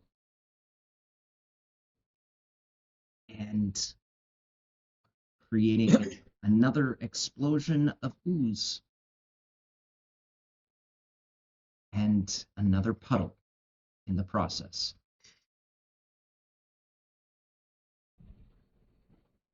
A rather large tiefling steps out from the tower entrance, completely enraged.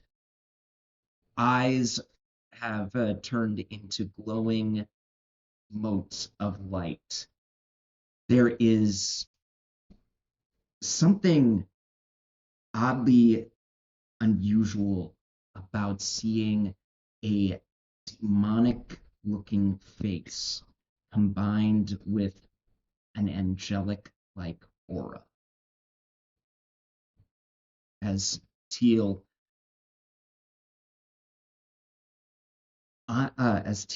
just continues to look around, ready for the next available opponent. And there's no one there, save for you all. He takes in a deep breath, the aura subsides, and then he says, "Oh, so, wow, you're here. Took you long enough. Wow. I thought I was gonna have to take on everyone at once.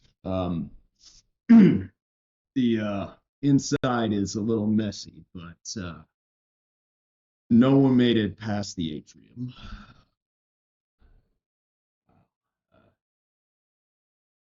So, how's the outside looking?" Dinner now. Gestures vaguely. Wow. Maybe you all should come in. I gotta try and put up the barrier on this door, but maybe you all can help me scramble fences on this place. Yep, absolutely. Carry cannons. And then Clock makes a boom sound. I think Clock wants to activate it. All the cannon defenses. I think I can't do too much about those. it's let me we'll talk about it inside. And he beckons you in, and he as you come in, the atrium actually has what looks like its own makeshift barricade, using all sorts of furniture and items that were originally très chic Gothic apparel, but now look more like a post-apocalyptic wall. And Teal just says, don't mind my masterwork here." And he just like jumps over the wall and says, "Come on in." So he'll take you on the through the inside and down a couple of pathways and say, "The war room's this way." And you will enter into a rather large room with a center table with a wood finish round, and where the surface would have something like meats and maps and mead. Instead, there is a three-dimensional depiction of the city and its mountain in an illusory, transparent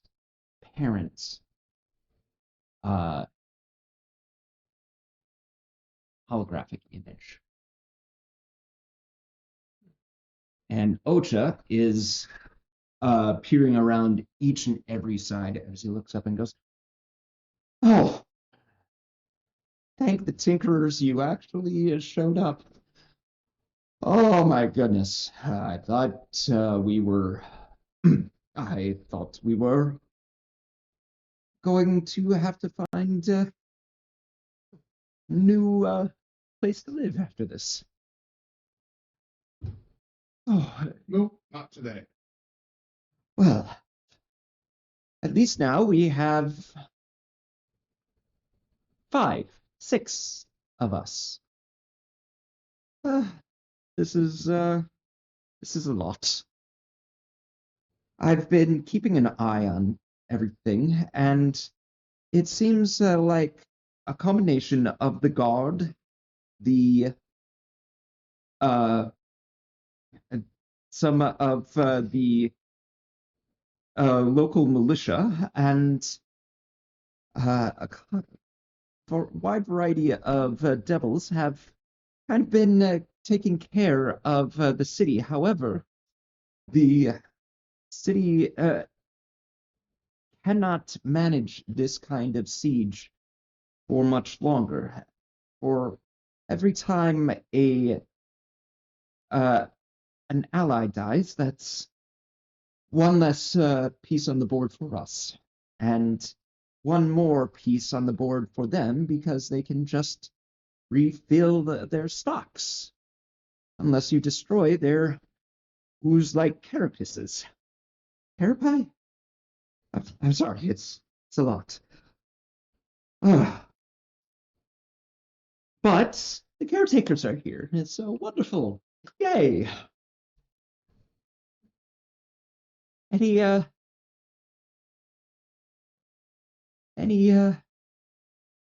ideas, plans? Please tell me you have a plan. Just walks right up to Ocha. Cannons. Cannons. Right. So we do have a wide assortment of defenses and offenses. Looks over at Jerry. I know, they shot at us. The thing is that our automated system does not have an ability to tell friend from foe. at the moment. We could bring out the cannons, but without active minds to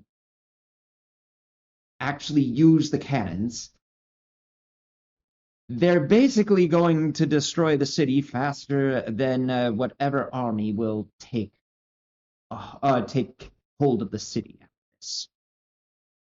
Clock be used to be the identifier for friend and foe. Alone? No. I'm sorry, but even I can't do everything by myself. Oh, that's what he meant. There's a number of systems in place so that we could essentially use anyone here to man the systems.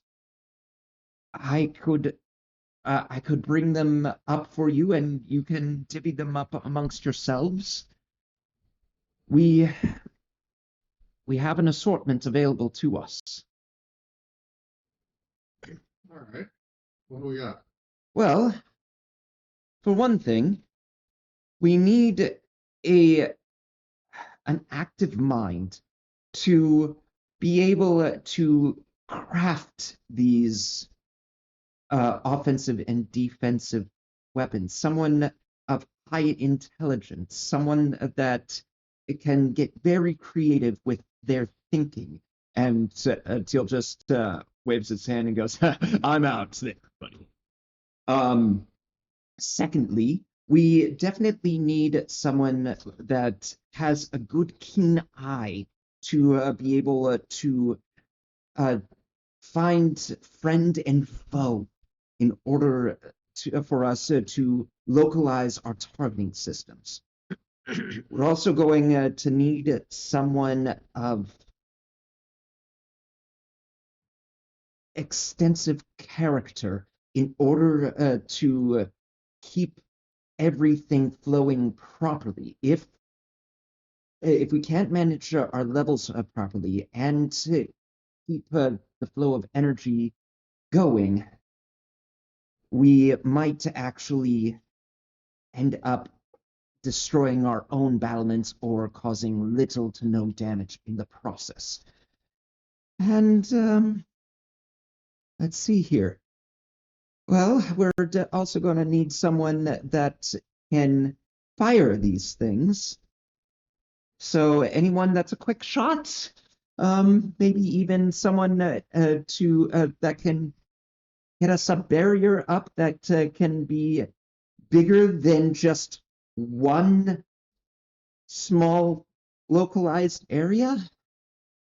Those are just the ones that are popping off the top of my head. I mean, this tower is innate and intuitive. So whatever you put in, it tries to put out. Okay. Well, I think I got the intelligence part covered. Where do you need the barrier? Well, theoretically, the barrier could be big enough to cover the entire mountain.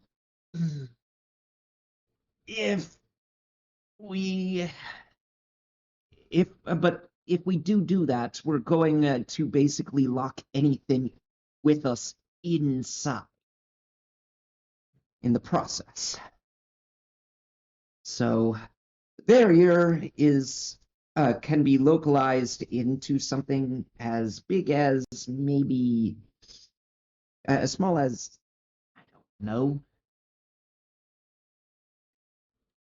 possibly a small building like a tavern or an inn, or as big as the entire mountain. The larger the barrier, the bigger the outputs needed on the energy.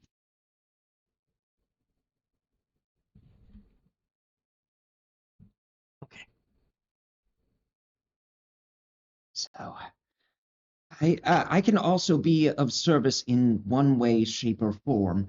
And Teal, I can keep guard on the door, or I could possibly run a couple of the munitions here.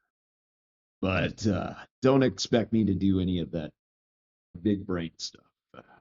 Gives me a bit of a headache. No, that door's fine. Thanks.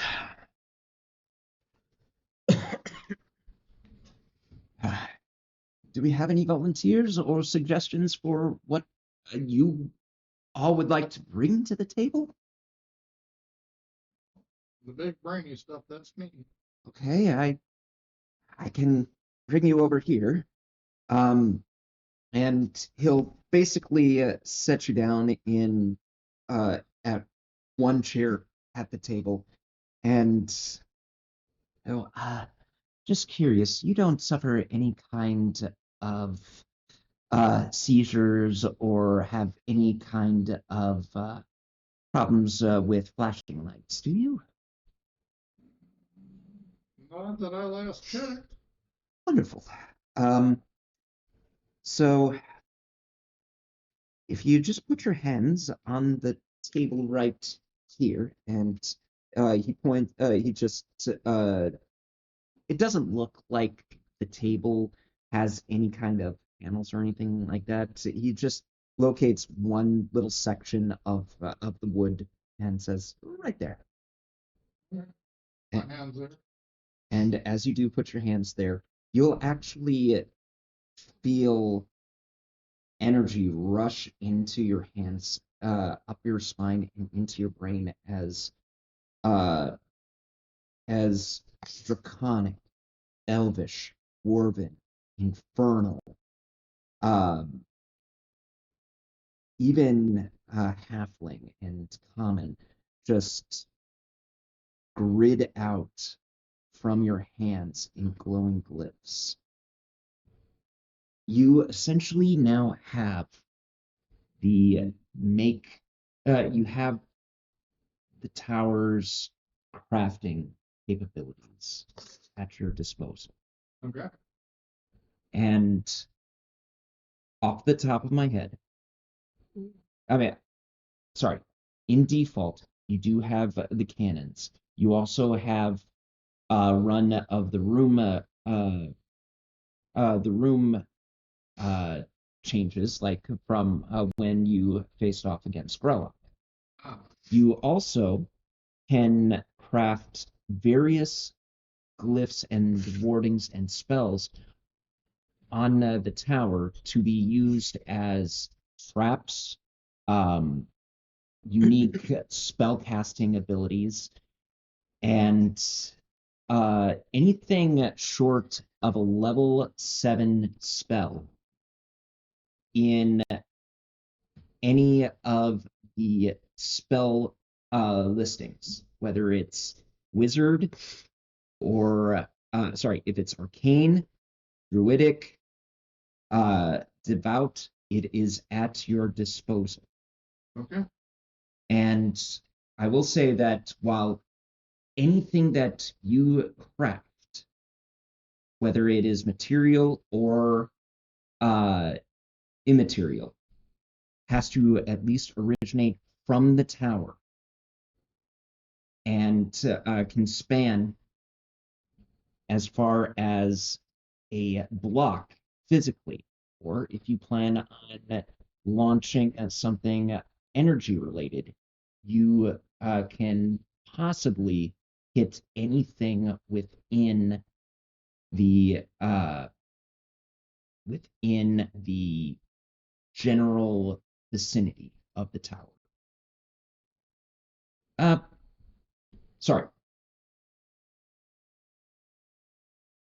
Within the ranges of the spell casted from the origin of the tower, if that makes sense. Yep. Now the cannons, they have longer range, and theoretically, you could double the range of a spell if you are willing to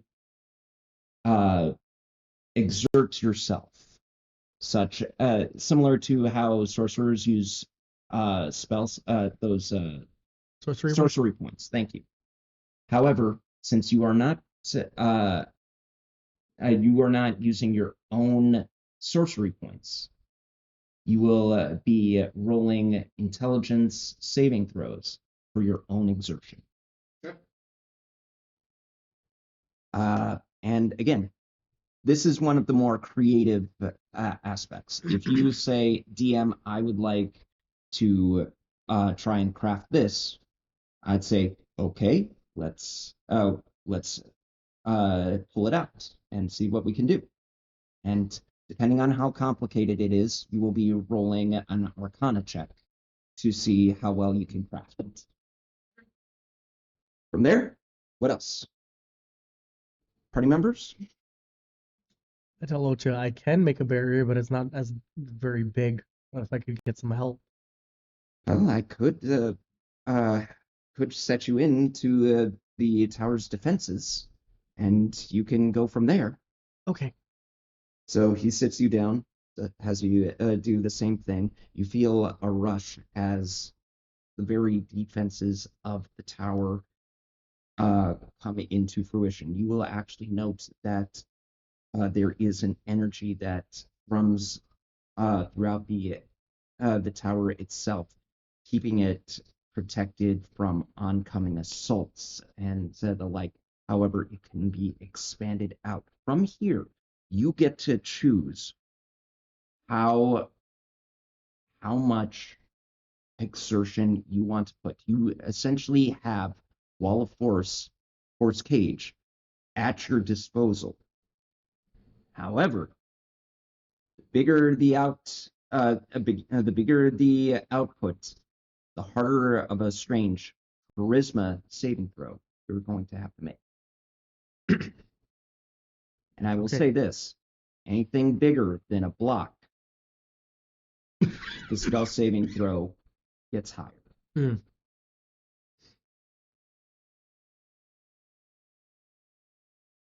Will there be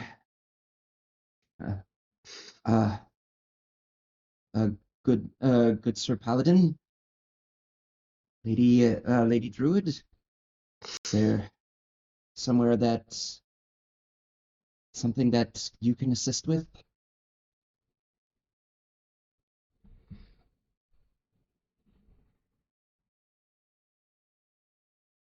I could potentially make a firewall and like near the entrance to keep those enemies at bay, if you'd like. That would actually let me be responsible for anything like attack oriented. I mean, if you want to do that, sure. These things don't seem to be affected too much by fire, though. Just to let you know. That's true. That the wall would allow for teal to come into effect without having to worry about a threat. However, he's right. The fire would not do too much damage to these things. In that case, Daywin, any ideas? Well, you do seem to have some offense. You have some defense. What other needs do you have? Well, the defense is more for outside than from the tower for the tower itself. If you want to provide protection from from the inside for the tower, that is doable. There's also trying to make sure that we don't short circuit the tower itself and have to we can actually keep this thing running. There's also trying to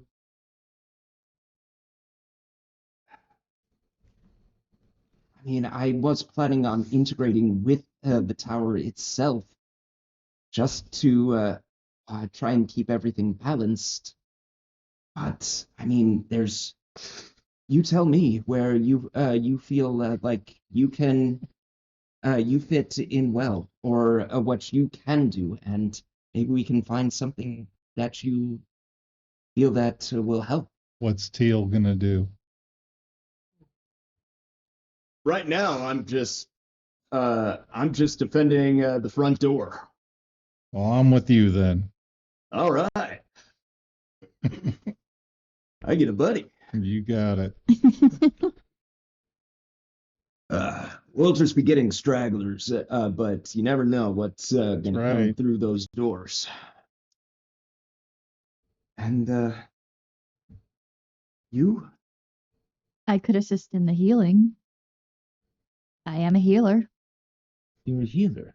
Yes. Well,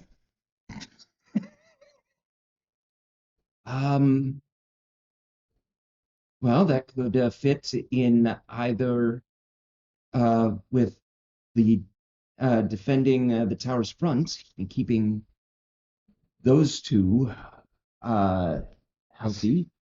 You could, we could try and keep this place mended in case it does take any damage. There's also the possibility of healing outside the tower. I've never really attempted such a thing before, but theoretically, you could heal allies from outside the tower inward.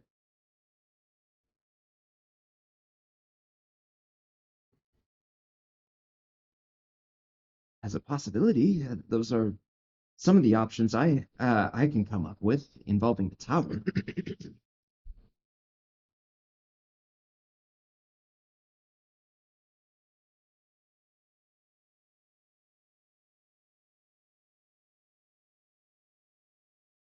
What do you feel? I'm open to suggestions, and you can actually see that Osha looks like he's having a panic attack.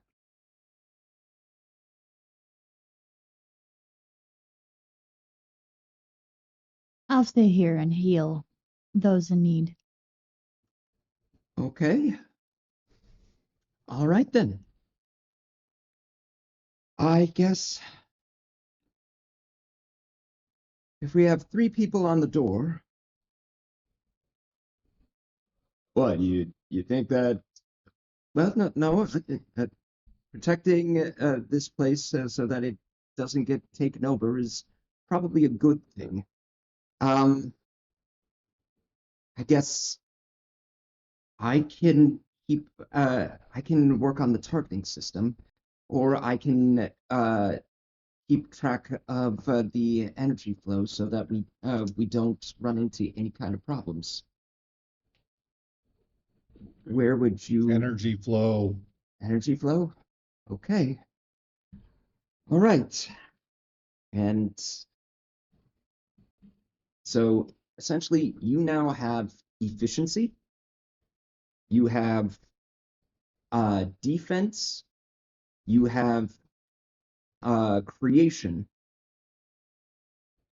and you have internal defense. Is there before we begin, is there anyone who wants to change their choices before we move on to the Tower of Defense? No, but I do want to do one thing. Sure. I have something called Bastion of Law. Yeah. You can spend 1 to 5 sorcery points to create a ward around yourself or another creature. Oh, has to be within 30 feet. Never mind. Yeah. Never mind. I was gonna ward you day wins because it would be like 3d8 off your What? damage, but you'll be out of range, unfortunately. All right. Another time, perhaps. You are able to use your new bardic inspiration, if I'm not mistaken. Doesn't that have a limit range too? 10 minutes, but Oh, I would. like there's no like if he flies off somewhere, he can still use later. I mean, you can give him to them now, Oh, or yeah. you, and he can use they can use them anytime within the next 10 minutes. And I will actually say, for just for the sake, there will be no limit. There will be no time limit on whomever you give bardic inspiration to. However, it would have to be done before the tower defenses start. So I'm going to give a bardic inspiration to Jerry for his intelligence saves, Okay. Daywin for whatever comes up. And I'm sorry, Teal, but for myself, because I need to live through this before something happens. Hey, I get it, buddy. You're so strong. You're so strong. Aw. Those are my 3 What is that, a D6? D6. You never know. Mm-hmm. Yep. Say it. So, from here, we are. Oh, thank you. From here, we are going to take a break before we do the tower defense. Come back to see how the party manages in the adventures to come.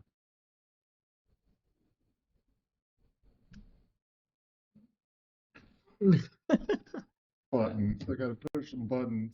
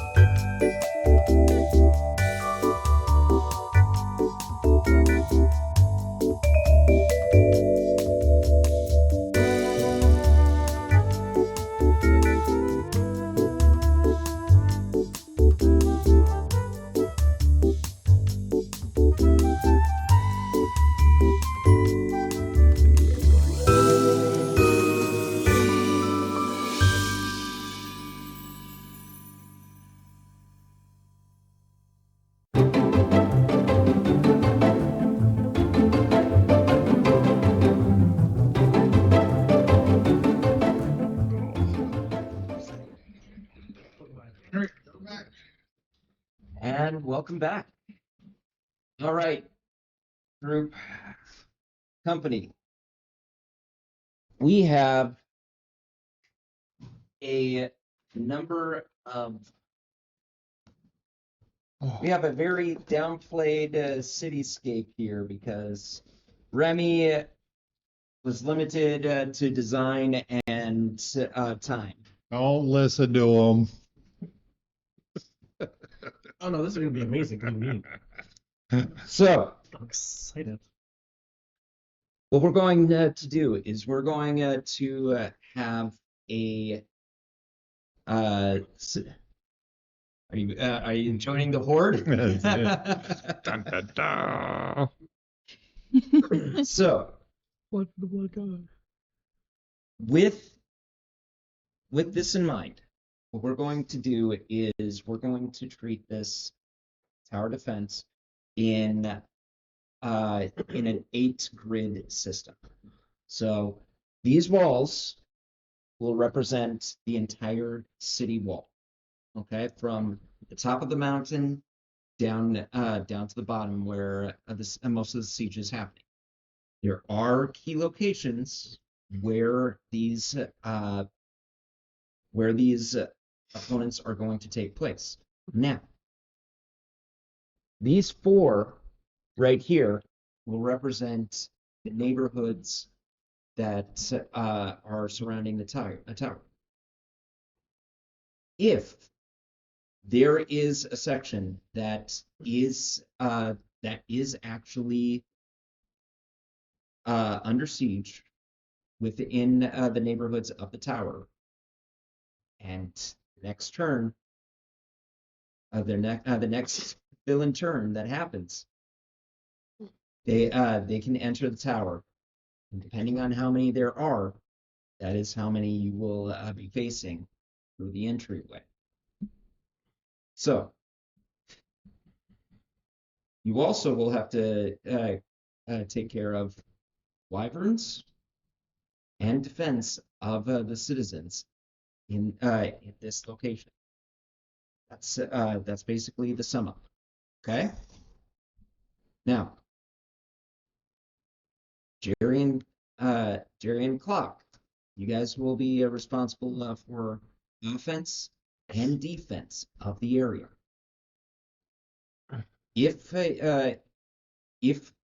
for instance, you want to localize over a single area, that's doable, but you can't protect the entire. You can't attack the entire area on and unless a spell actually will say so. Oh boy. Now that I think about this out loud, this is going to be a lot of moving parts. So, Clock, you can protect 4 locations. Okay? We can even, and I will go into narration about certain locations that will be facing different opposition.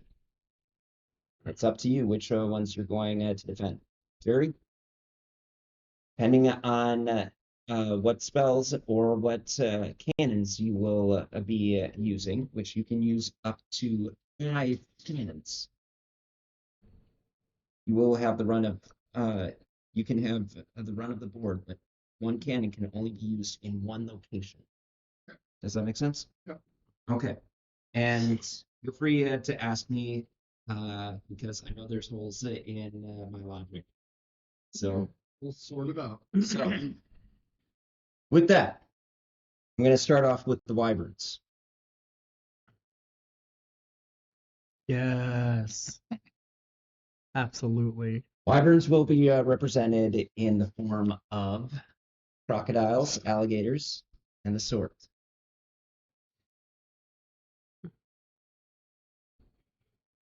But they're not only going to be on the walls here. You do have a couple in various locations over here.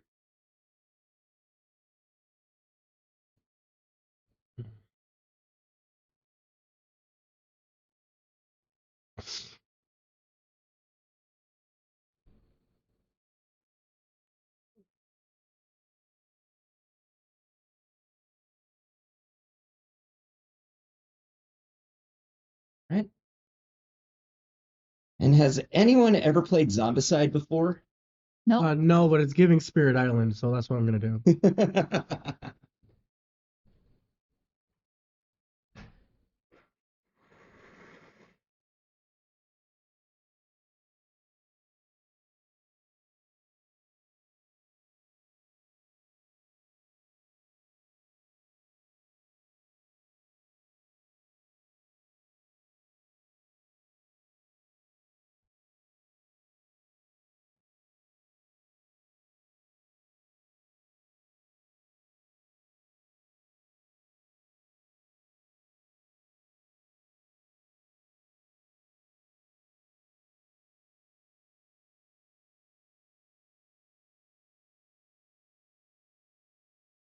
From here.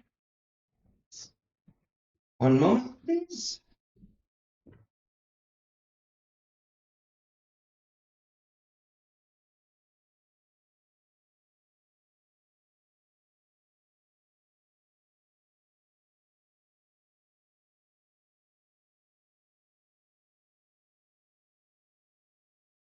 Keep in mind, these represent groups, not individuals.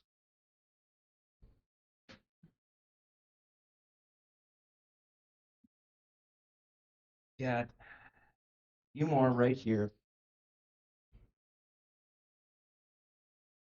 that are off the board at the moment. Now, start off with the tower. Okay? At this point, we can discuss defense and offense.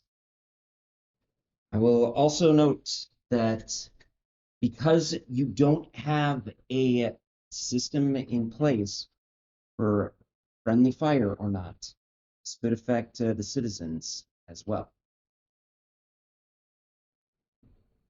But that is up to you. All right. So, tower members, what are your options?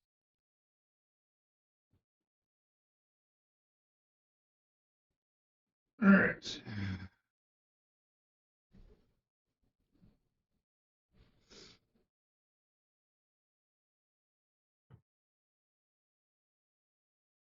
Start with defense.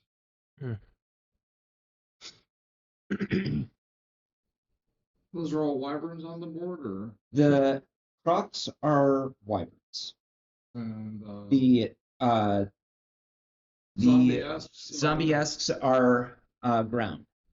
Are the ground troops. Wyverns will have difficulty getting into locations. However, wyverns can also transport any of the ground troops to anywhere on the board. So there will be changes in tactics as we go along.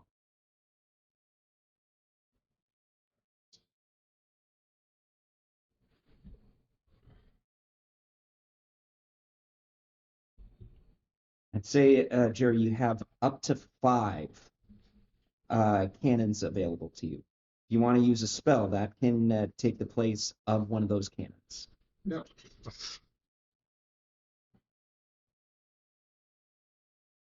However, you will not have to worry so much about concentration. All right. Unless there are multiple concentrations, more than 2. Then we start rolling for intelligence saving throws.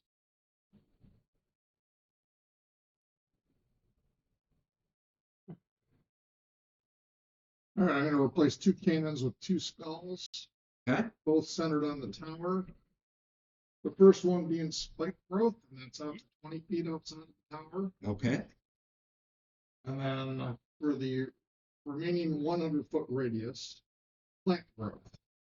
Okay, so difficult terrain. Difficult terrain. Okay, I will say that basically means that it takes more than 1 turn for there to be any no, actually, I will say this. Anything that comes in to the tower will be halved on both health and numbers. Yep.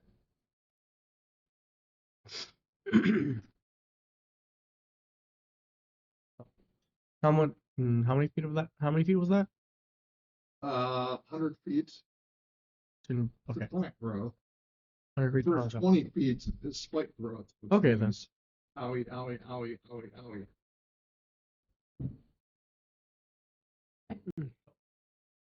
That will significantly reduce the onslaught. Okay. That's 2. I am also going to replace cannon number 3 with whirlwind, which is going to be parked right up in front of the front doors. Okay. Which means something even tries to get through that and gets to the front door, and now they got to contest with a whirlwind All right. to throw them around. And good luck with wyverns trying to park anyone right at the front doors. So those are 3 concentrations. So there are 3 spells. Okay. And your final 2? I'm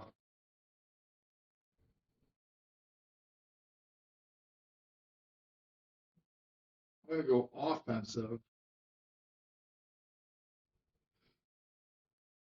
1 cannon for lightning. And the other one for 7th level magic missiles. Okay. Which will keep the friend or foe problem down significantly. Okay. So, where are we taking these magic missiles? Start with the center farthest quad from you. The 1 alligator and the 1 dude in there. Okay, this one? Yeah. I'll start there. Okay. All right, magic missiles. We will say that can take out both of these. Okay. Right? And the lightning would go to the one just to your right of that point. To my right. This one. Farther up. Farther up? Oh, this one? That's 3, yeah. Okay. So lightning will Straight line, but it'll take out at least 2 of them. okay. Then I count that. Would you like a wyvern and or the 2 Yeah, the 2 the wyvern and the gray minion that's closest to me. okay. All right. Good to go. Clock. All right. You get to either coordinate locations. You can lock down a couple of locations here, or you can lock down the entire section here, making it so that nothing inside, nothing outside can come in. You get 4 locations if you decide to do the former rather than the latter. All right. So first, like what you said before, because this is a horde coming in, Yes. right? I'm gonna block off as much of that as I can to stop that there. Okay. And then since the tower seems to be their main focus, about can I do like a radius or So you can either block off one of these sections right here, and you can do up to 4. You can't see it very well. Oh, I see it now. I thought there's this was a one line. big section. No, marker was kind of bothering me. So you've got 8. 2, 4, 6, 8. All right. Seeing as this is actually this is the biggest with the most ground troops. Mhm. Gonna block off that. And then question, Yep.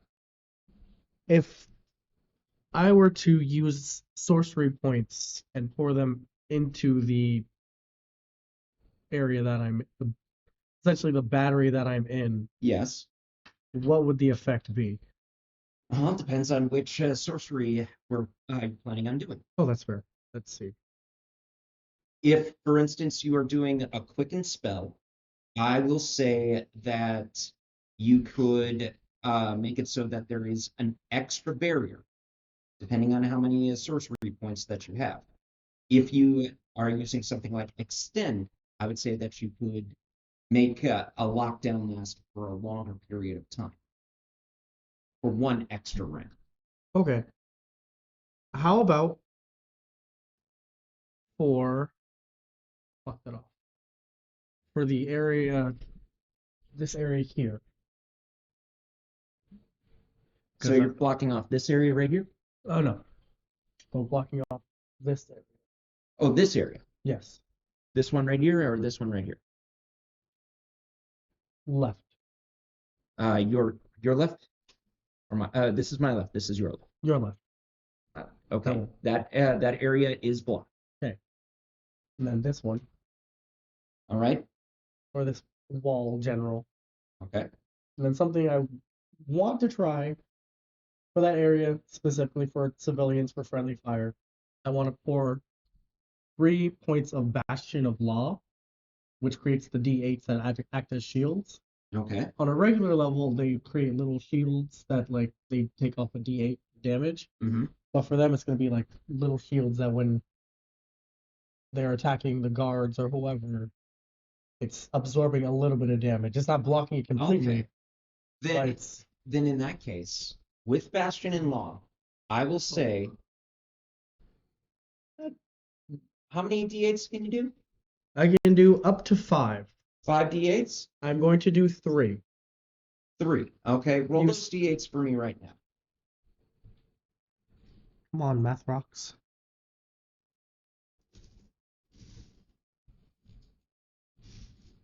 You'd think of as a sorcerer, it's my main bread and butter. D8s. Oh, they're over here.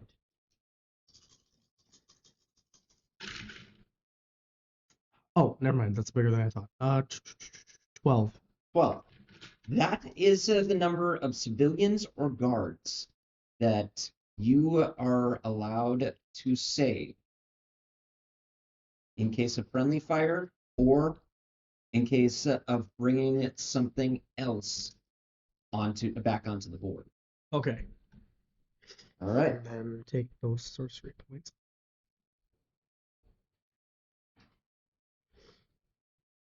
With that, we're on to the creature's turn. We're on to the villain turn. Now, you blocked off this location, this location, and you basically stopped any infiltration into these locations from the wall. Okay? Okay. All right. That's it. First thing we're going to do is we're going to take care of this location, which is in contest. Now, we've got two teams coming in to the tower.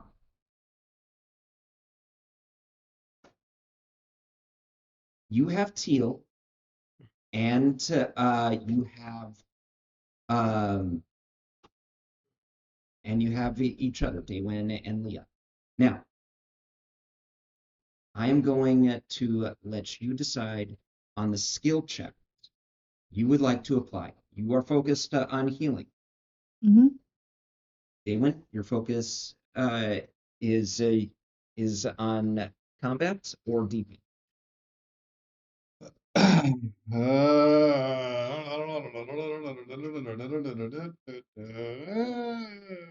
Go with defense. Okay, defense. Okay. So with that in Defending mind, the tower, so defense of not the tower. letting- Yep. Okay. With that in mind,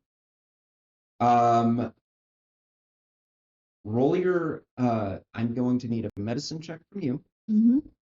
and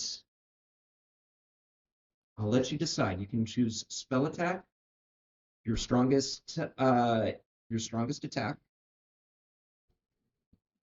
or you can use your AC as your flat rate. We'll use my AC. Okay. What's your AC? 20. 20. Okay. Here are 2. These things have a +2 to their attack. Wow. Get. That's a 1 and a 3 on the die. Sounds like what I'm rolling.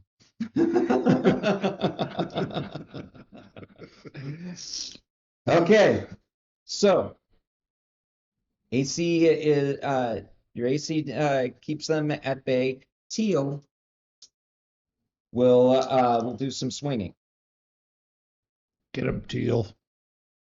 Teal got a nat 20 on one. Hey! And I'll say that with that, you guys will keep these 2 from venturing into the tower. Now, these are locked down. That's locked down. So now we're on. Oh, and no, wait, this was not locked down. So now we're on to moving in. Each wyvern can take up to, 2 Right. to another location.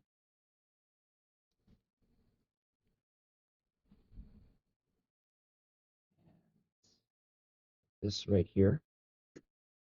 Move these over here like so. And I'm gonna move these in.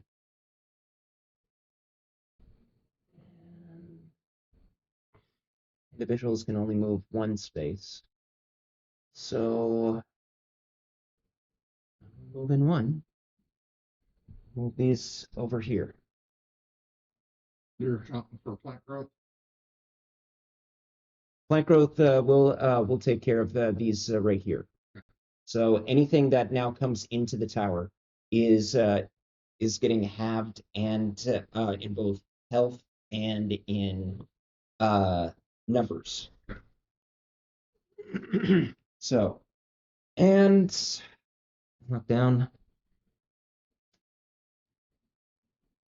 That's it. That's what's available at this particular time. Now,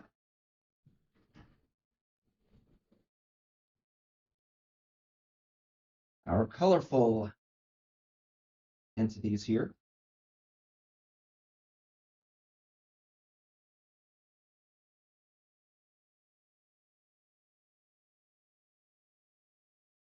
Are civilians.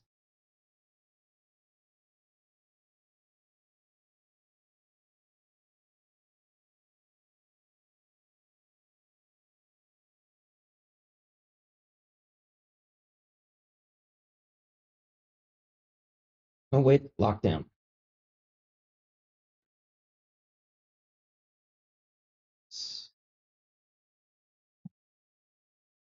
Because open space means prosperation. It is now onto the tower. Offense and defense. What are we looking at? All right. For the 5 cannons, I'm keeping the same 3 plant growth spike whirlwind at the front door to prevent anyone from actually entering the place. Okay. In the center quad that is closest to you, This with one? the magic missile cannon Okay. to avoid hitting the civilian and making sure that we blast everything else. All right. I will say that Magic missile. You can get all of the targets in that one location. Oh no, say that you can get three. Cool. Three of them. All right. Three closest then. These three? Yep. Okay. Yes, taking the wyvern out is crucial. All right. Lightning cannon, center quad furthest from you. From tower directly to me. Center furthest from you, that one, yes. That one right there. Okay. And a direct line from the tower to me, which will take out 1, 2, 3, 4. That's 4 targets.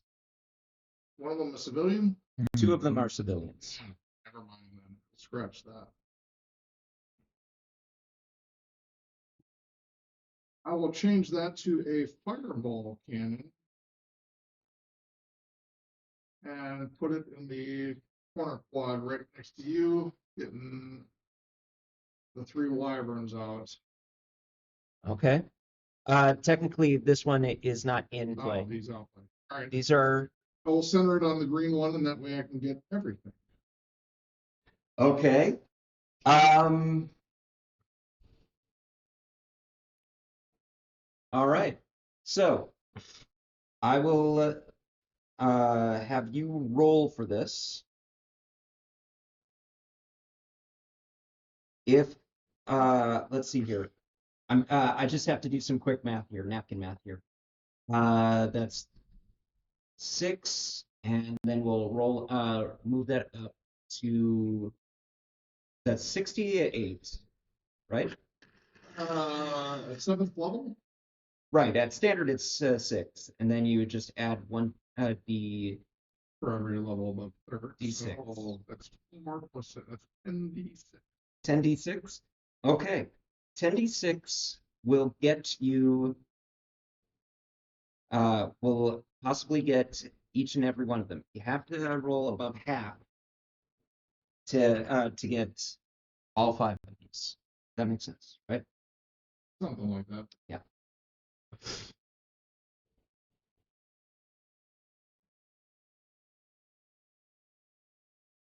6, 7, 8, 9,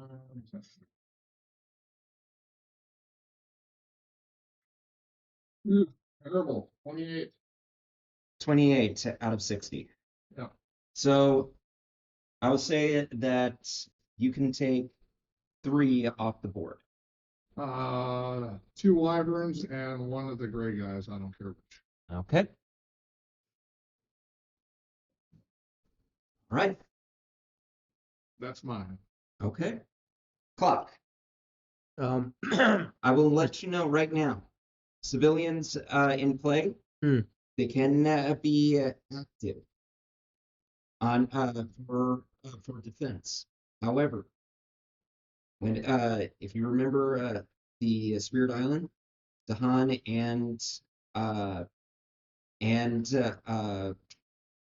invaders attack at the same time. right. So if one of these civilians gets destroyed, I bring out one of these guys. That makes sense.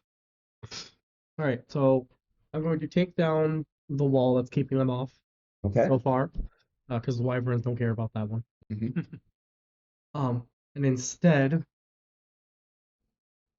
I will note question. that stopped any of these from walking in. It stopped these from walking in. That's that line that you had right there. then they were getting paragraph. Yes. Question. Yep. As long as I stick to defensive spells, can I also switch out spells for, or is it strictly Wall of Force and Cage? In this case, it's Wall of Force and Cage. Okay, that's okay. Let's see. In that case, I'm going to use Force Cage on this group here, if I can. Mhm. Right. And it specifies if I want it to be solid walls or like cages. Yep. I want to do cages so that the civilians can jab at them while they're trapped. Okay, I will state. I will say that you, with that in mind, you can actually defend them.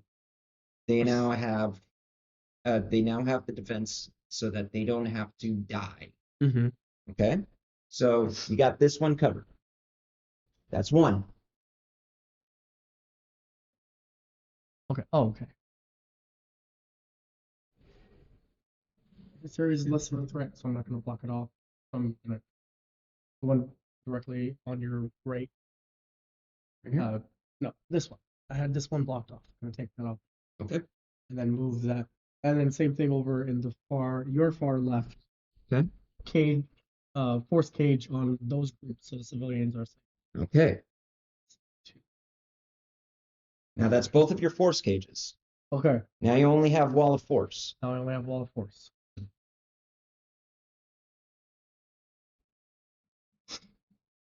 Let's see. I'm gonna put the wall of force back up over here to keep those ones out. Okay. And then Do you have any sorcery points that you would like to expend? no. No. I Okay. do have them. I just Like I said, like if you want to Oh. expend them. does is this one still awarded? No. No, not anymore. No. All right. Then I will.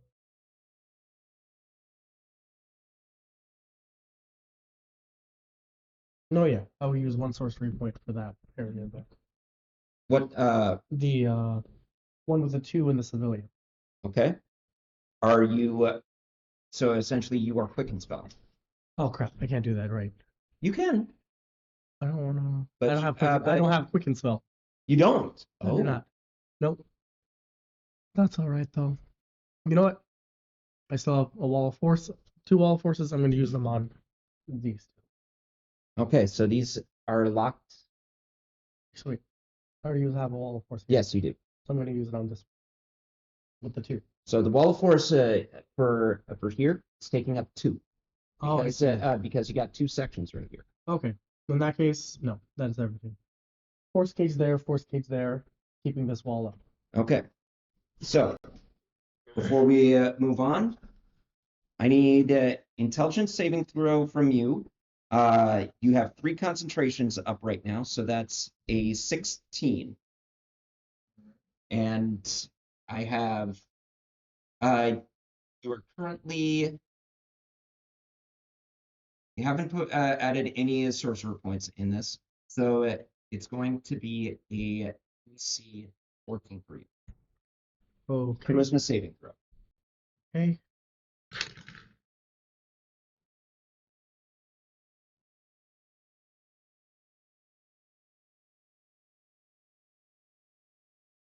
Next, intelligence save 23. You save. Charisma 23 as well. Saved. Okay. That said, we are now on to infiltration. Clock. Hmm. You said that you're applying defense here and here, correct? Yes. Okay. Since these 2 are not going to be damaged, you can have them take either 1 wyvern or 2 of the 2 of the ground troops here. Sorry, wyverns are worth 3, so you can essentially take 2 of these. Oh, okay. Yeah. Take 2 of those. Right. That said, this one is protected. Takes 1 of these out. This one struck by 2. 2 health is all they get. Right.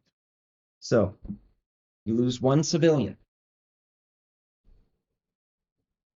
and regain 1 enemy.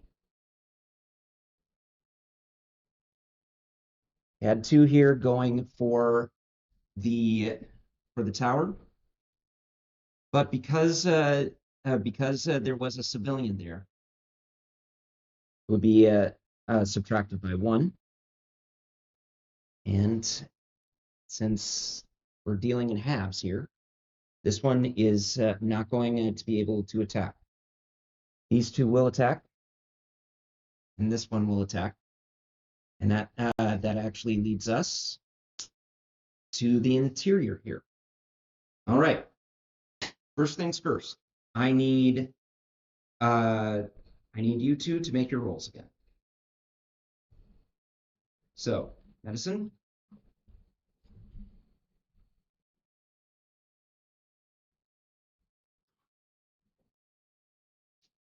$17. 17. Okay.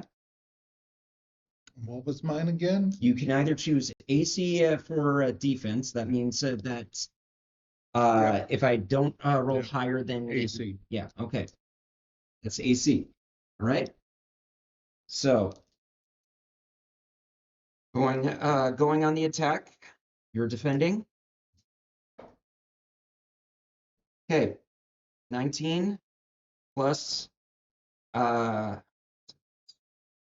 it's plus 2, so that's a 21. That hits. Okay.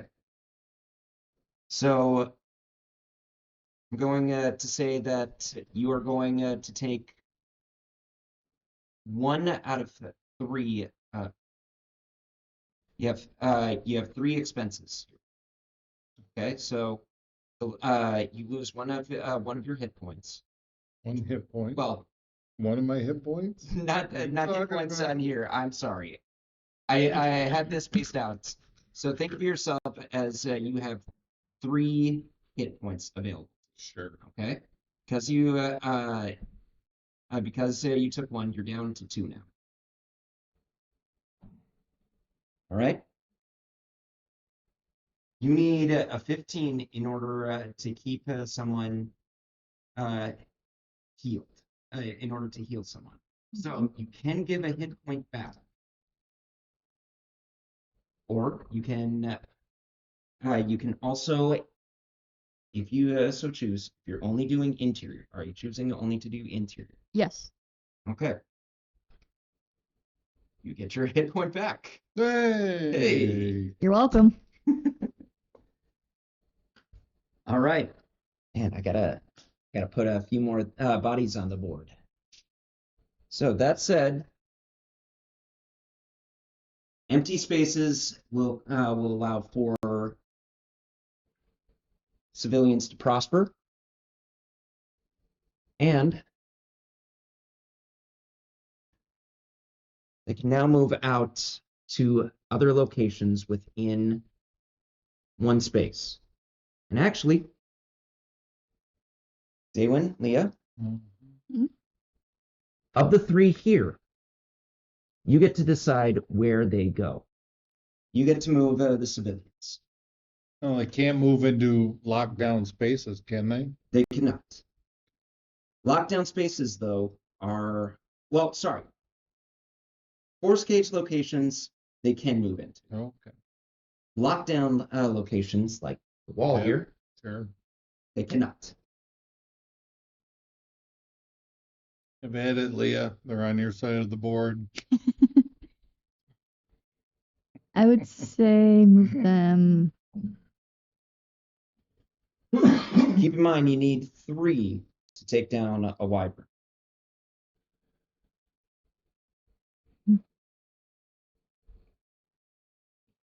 Right here. Okay? 1, 2, or 3? 1. 1 here? And then the other 3 move over Well, there. this one cannot move right now. Okay. It has just been brought onto the board. So then these 2 move to your left. This one? Yes. All right. With that ends this round. Now back onto the tower. Oh, shoot. I forgot to to move the rest. Excuse me on that. I was wondering why this board seems so thin. Gonna move one group into here. Hey.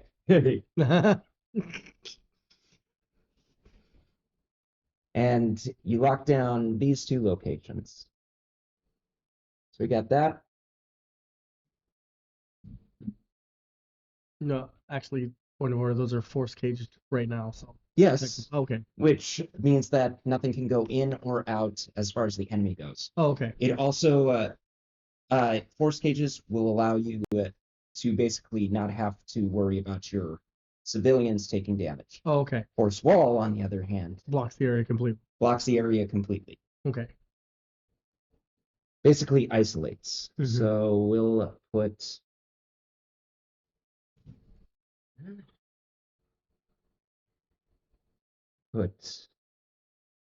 two over here.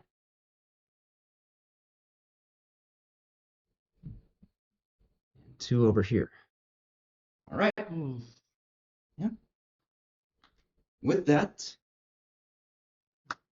we're on to the tower run. Tower round. Okay. Question. Yes. Actually, Go ahead. force cage around civilian, nuke the area. I would allow that.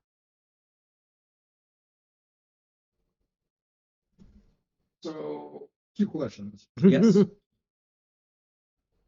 One, if a spell doesn't require concentration, does the next round that's cannon get freed up to do something else? Yep. Excellent. Question two, some order of scribes, can I use the change damage type on the cannon?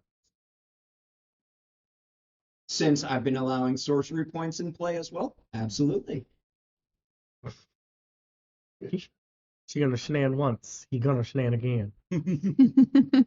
So, does this All right. because Yes. That let's area. protect and nuke.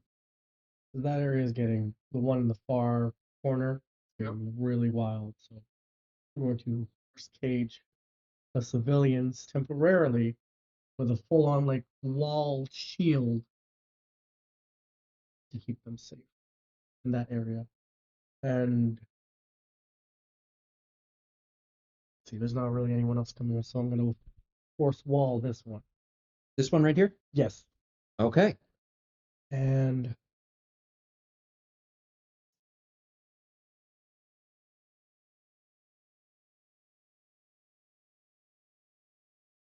we have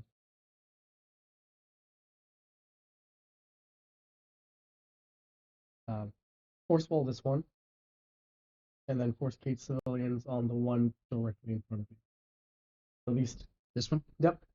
So force cage here, Civilians. force cage here, Yep. force wall here, And then force wall here. force wall here. Okay. Will basically mean that nothing can move in or out of these locations.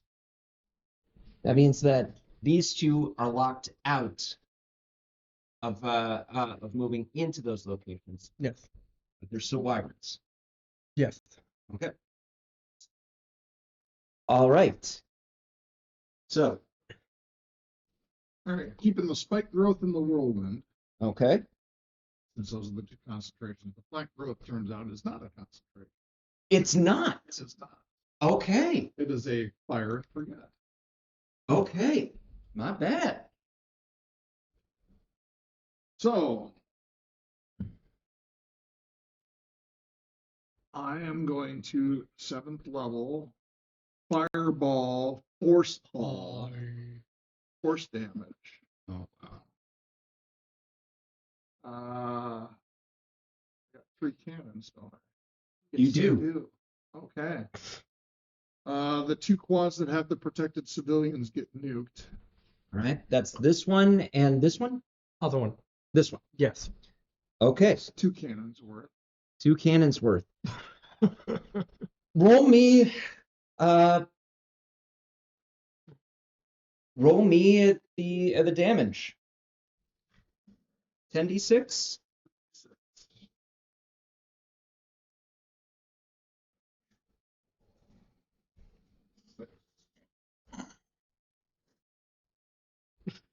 Ugh, terrible. Lots of ones and twos there. 24 points for the first one.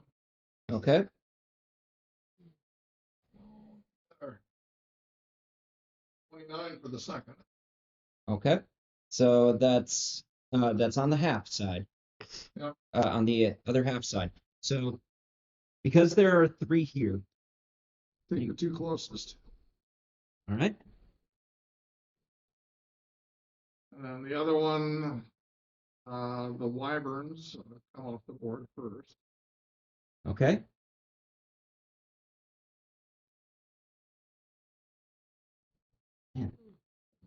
And then this one that's in the center closest to me, Yep. is that guy also protected? This one. Yeah, those 2. They protected at all? They are not. They are not. All right. Then I will fire force wall, but keep them out of the blast radius. Fortunately, I don't think you will be able to do that. I put the center back here, keep them out of the blast radius. I'll give you an Arcana check to see if you how well you can control it. Since you don't have a targeting system in place. 27. Okay. You will save the civilians.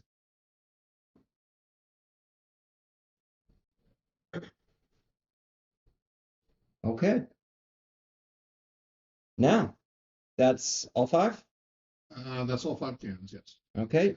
And you've already done your defense. Yep. So now we're on to the invader's turn. So we got 2 here, 1 here. Your civilians are safe in that location.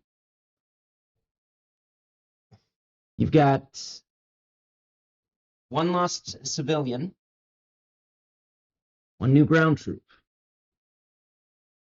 This is locked. This is locked. Huh. This is the first time that we've had a situation where we have nothing invading the tower. So I will ask first, you 2. You get a free action to do with what you will. You can cast spells. You can choose to venture out, and then we'll actually we'll talk about what you're capable of doing from there. And or you can choose to take on a new job to aid the tower.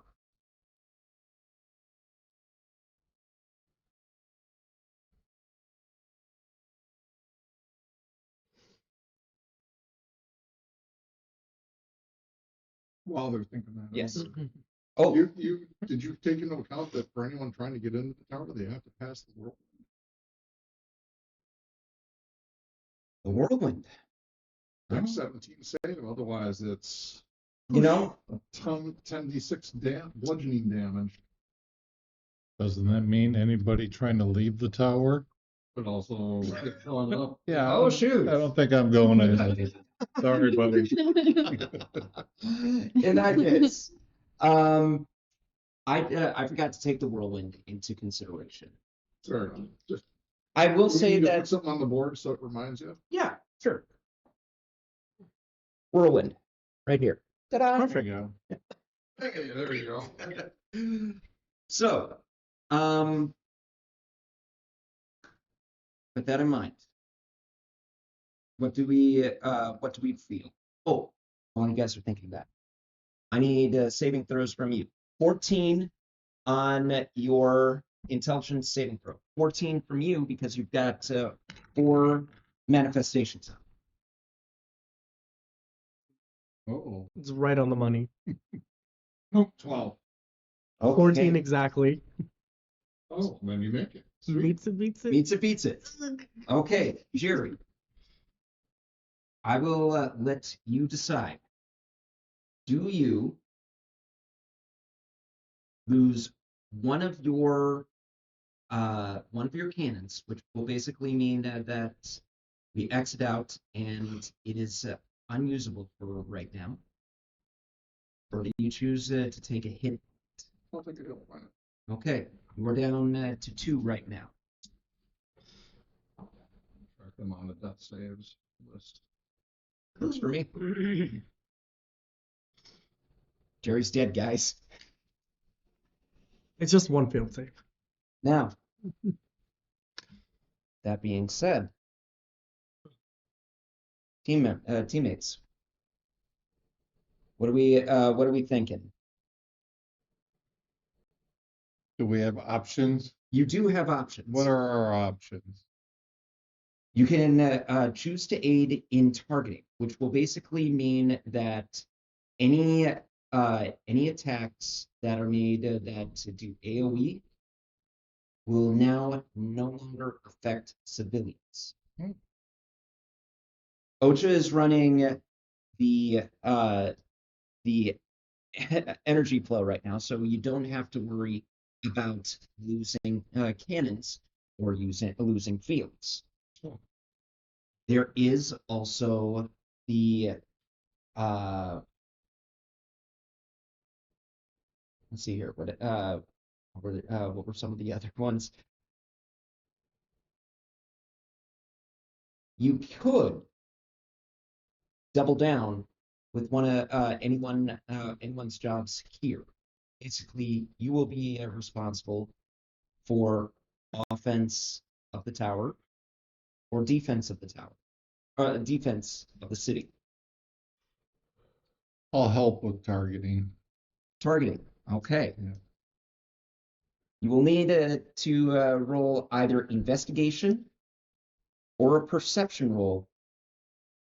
Depending on the numbers, we will see how well you can keep that targeting up. Yep. So, for instance, you got 5 here. Mhm. DC is 15. You got 4 here. DC is 14. Make sense? Yep. All right. Now, Leah, you actually have an option as well.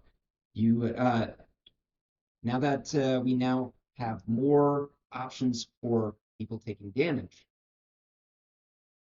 healers are going to be much more needed. However, so far, we've only got 1 injury.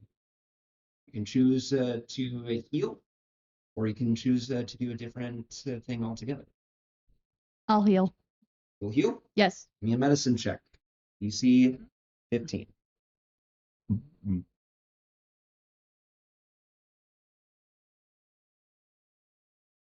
6. Damn it. Unfortunately, that will not succeed. But on the plus side, I don't do cutthroat, which means that you damage. Sorry, Jerry. We will say that the heal does not go through. You can try again on the next round. All right. All right? All right, party. Top of the round. Towers on offense and defense. You guys, you all can choose. I need a investigation or perception check. Oh wait, sorry. That happens after after they make their decisions on offense and defense. Do it again. Do it again. So Oh, sorry. Pause. Pause. Movement hasn't happened. oh, that's right. Please. By all means. So we're gonna have these 3 move in. We're gonna have this one move over here. These are locked down. Yes. So we're going to have these move over here. These here and here. And fresh starts.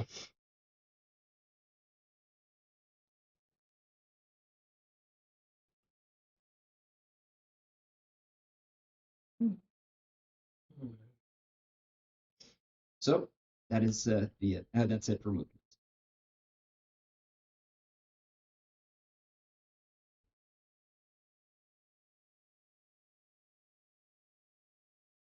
Yeah, do it again. Power is priority, unfortunately. So, force wall, force cage civilians, force cage civilians. Okay. All right, keeping 2 concentrations still up. Yep. And then fire force ball, front center. Front center. My front, your rear. There you Yep. go. Drop fire force ball there. Okay, that one's automatically protected. I will say, since now that you got someone on observation, roll me an investigation check, DC 14, Investigation or or perception? or perception. Oh, nope, that's an 11. Okay, so you definitely need over a 30 to get all. Get it. That's a 35. That Yay. succeeds. Way to go. All right. All right. That's one. All right. Next line item. Ooh. This one's force caged, right? Mm-hmm. So there's this one right over here. That one's not force cage. That's one. No, that one's not protected. Yeah, I'll hit that and see if we can get targeting to keep them out of keep those civilians out of line of fire. Okay. Targeting. My own perception. That is a natural 1. Oh, Okay. Doing so well tonight.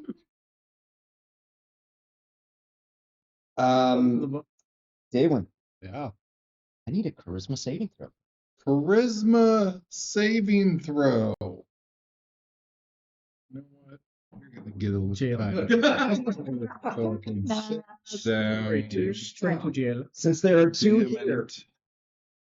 I'm running out of dice. so if there are two Bullshit. here, I need it to be a 14. That is a 19. Okay. Daywin, Mhm. fog of war situation. Ooh. You're running the targeting system. It's more confusing than you first originally thought. And you give the all clear, thinking that you've caught someone. There's someone in that runs out of the house. How do you cope with the loss of light?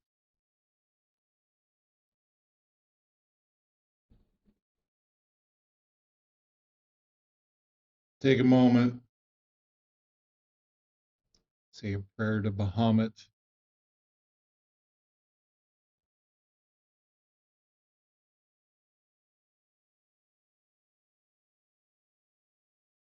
Yeah, that's it. Okay. Take a moment to say your prayer to Bahamut. Jerry, I need numbers.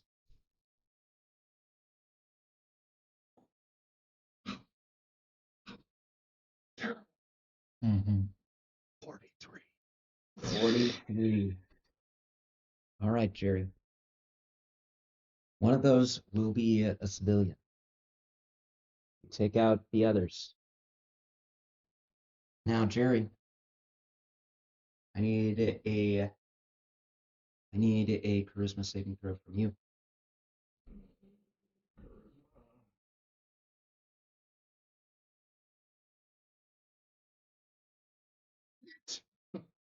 Jerry,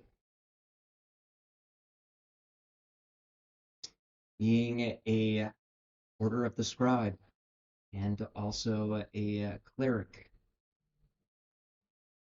how does this hurt? Being a cleric, this hurts a lot.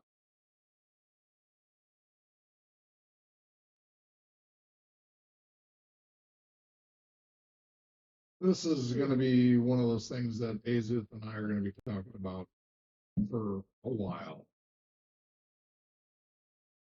What's the damage type? Force. Force. It's not easy when it's a people. It's especially not easy when you see the kid running in between buildings. The only thing that managed to save them was a guard that saw the incoming blast.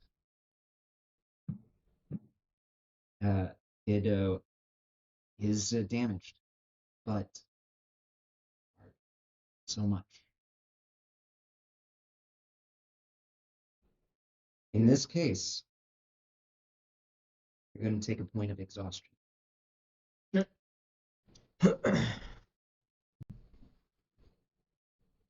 First exhaustion is ability checks, right? And it's abilities and saving throws. Yes. Hang on. I think it's just ability checks. It's because I brought my own today. Whoa. Here we go. Exhaustion. Where did I put? Oh, there it is.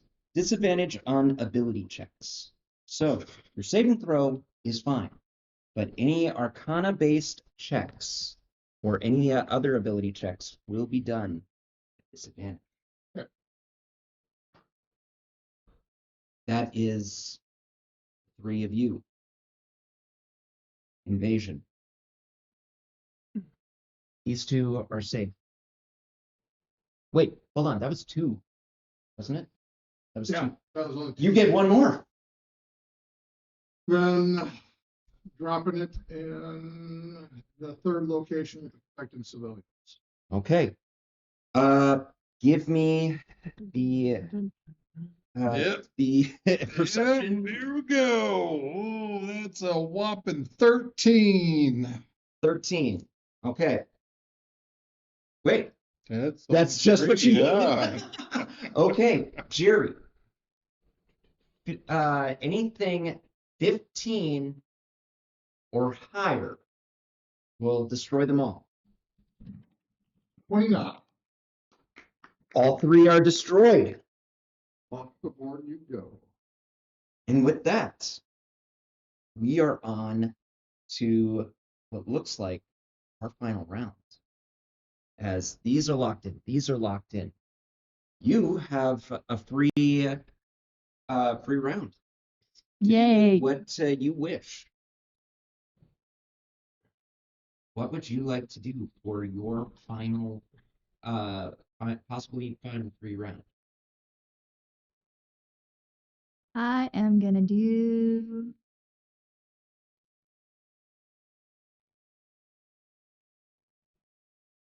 I'm gonna do healing word. Healing word. Yes. Okay. We currently have everyone at full HP. Nope. No. No. Kidding me? Sorry. By HP, I mean your HP blocks. Oh, That yes. one. You're down 1. Okay.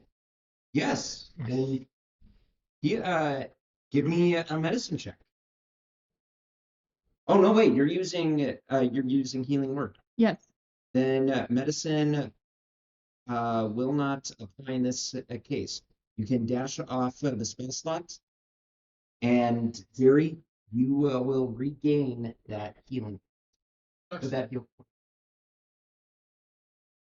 All right. And the 3 of you, we haven't done your saving throws yet, have we? For intelligence and Nope. charisma? Mm-hmm. And I will need 1 from you as well, sir. What? Yes. What? You're targeting now. You're in the This system. is charisma. Charisma saving throw. 15 15 meets it. 18. with a 3. Succeed. 25. It's Succeed. All right. We are now on to the tower defense since these two are locked down. And civilians prosper. And I'm running out of civilians. All right. Okay. So civilians prosper. You can choose to move. Just put these out here, out here. These 4 cannot move anywhere because they're walled off. So, tower, your motion. switching wall of force cage with the opening so that things can get at them. And I'm Okay. gonna block the remaining monsters in. Okay. The exact wording is can be 20 feet with 1/2 diameters bar spaced half an inch apart. Okay. So just enough that So? someone would They are bob now them. able to be attacked, but they cannot move and they cannot assault anything within their area. All right. We're on to offense and targeting.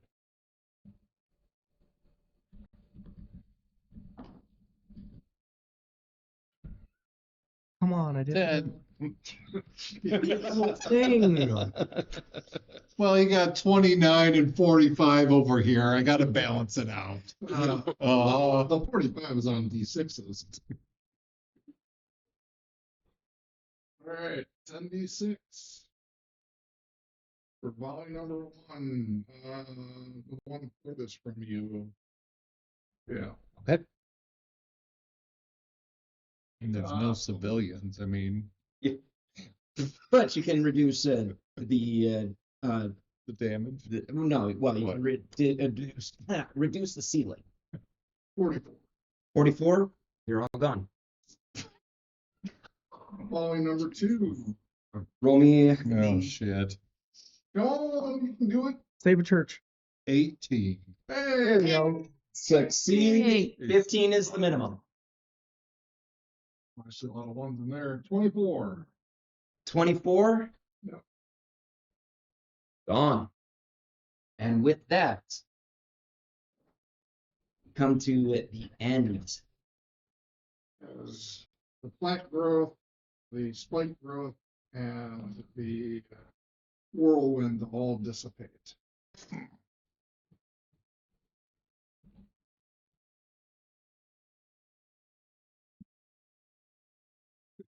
With the last of the siege taken care of, the war room goes dark before the torches light up around you.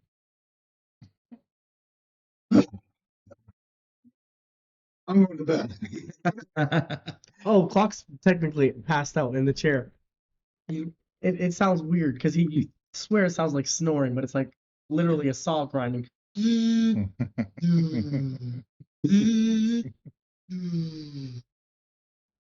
Well,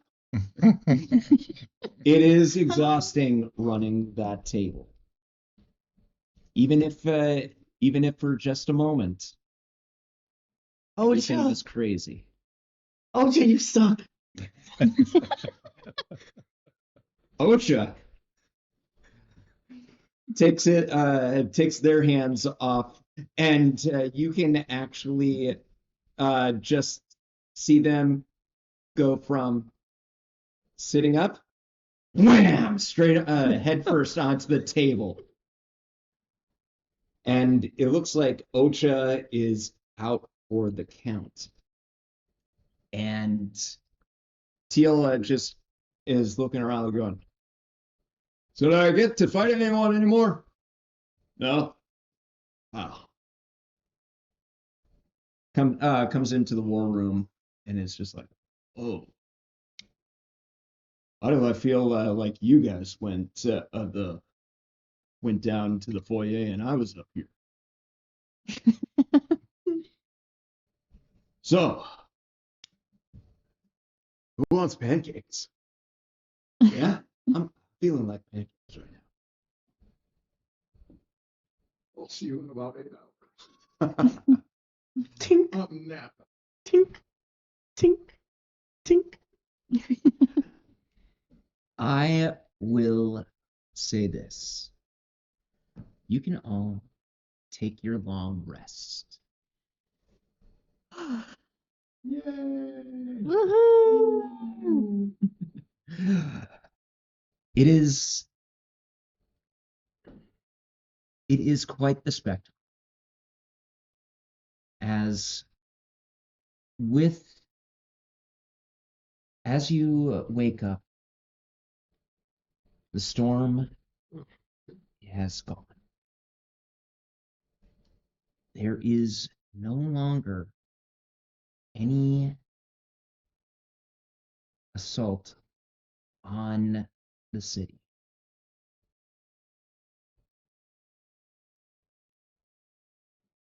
You wake up in your individual beds.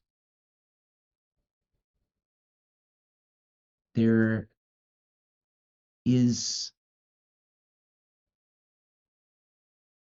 a quiet in this tower. The first time you were here, it was active, confusing, and hellish. Now, it is just an empty tower, save for the 5 heroes, 6 now. Oh, you can count Ocha. Managed to rescue at the city of Telma. Ocha prepares a meal for you all and sets it out on the war room table.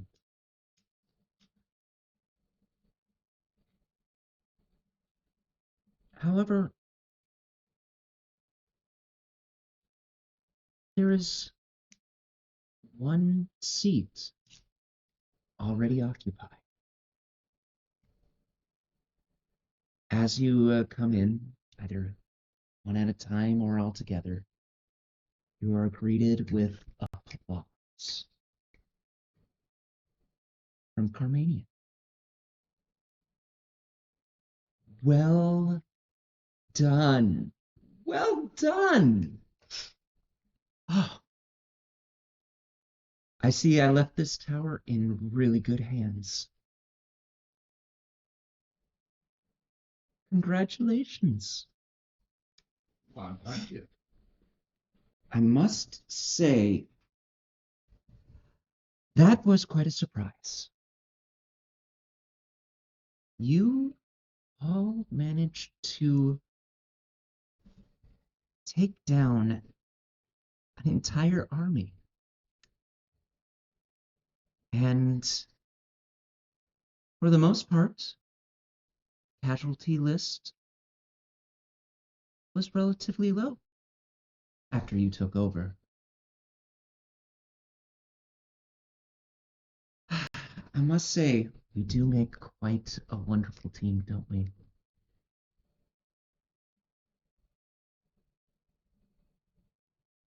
Right, we stayed in the city.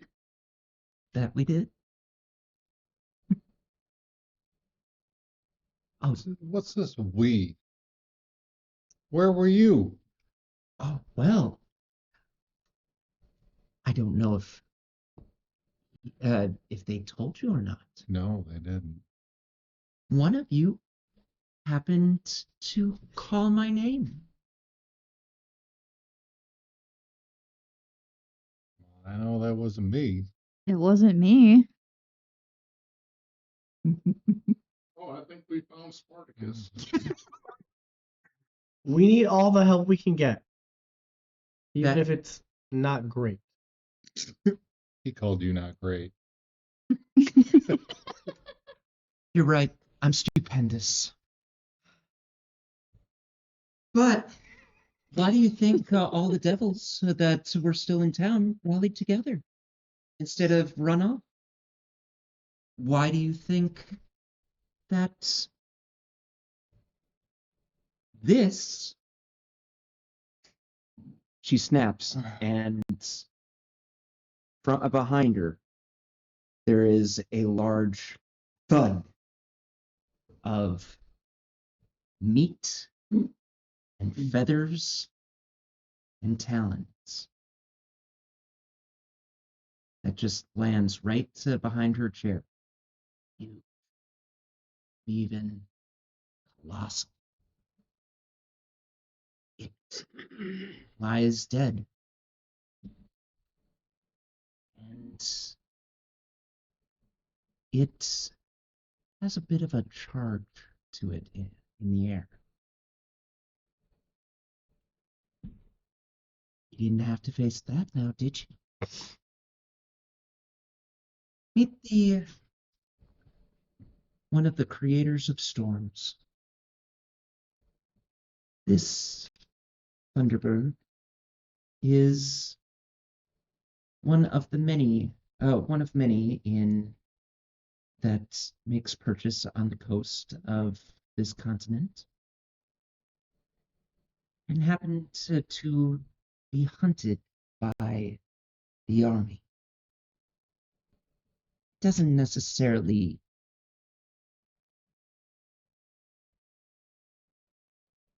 cause storms, but does manage to control them.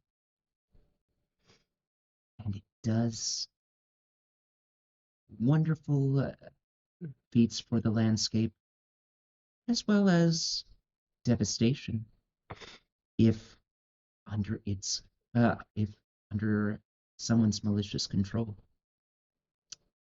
Fourth thing, they managed to kill it and take it over.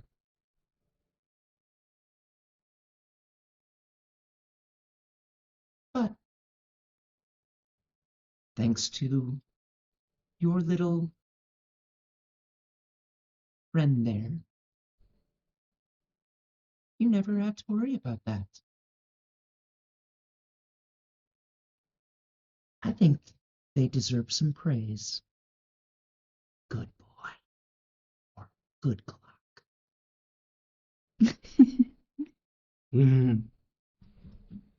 Not enjoying that. Now, it seems that Gallus's armies are starting to waken.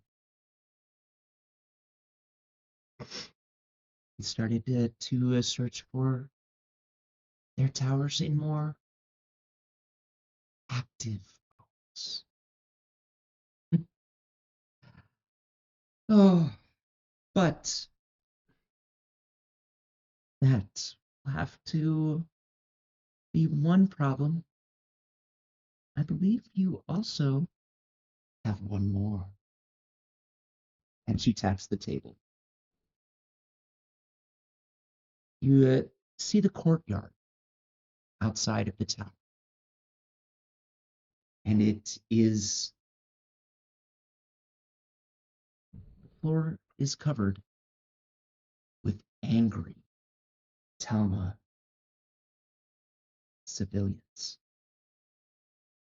Some are actively praising, but yelling at those that are calling for blood.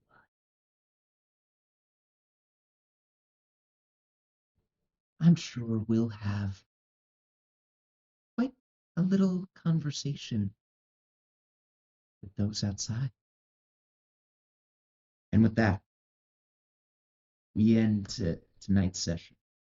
Congratulations, guys. Way to defend the city. Level up. Yeah, did you say level 11? What? Oh, thank you, Remy. That's so sweet. Level 11. That's so cool. You know what? That's. Uh-oh. Hmm.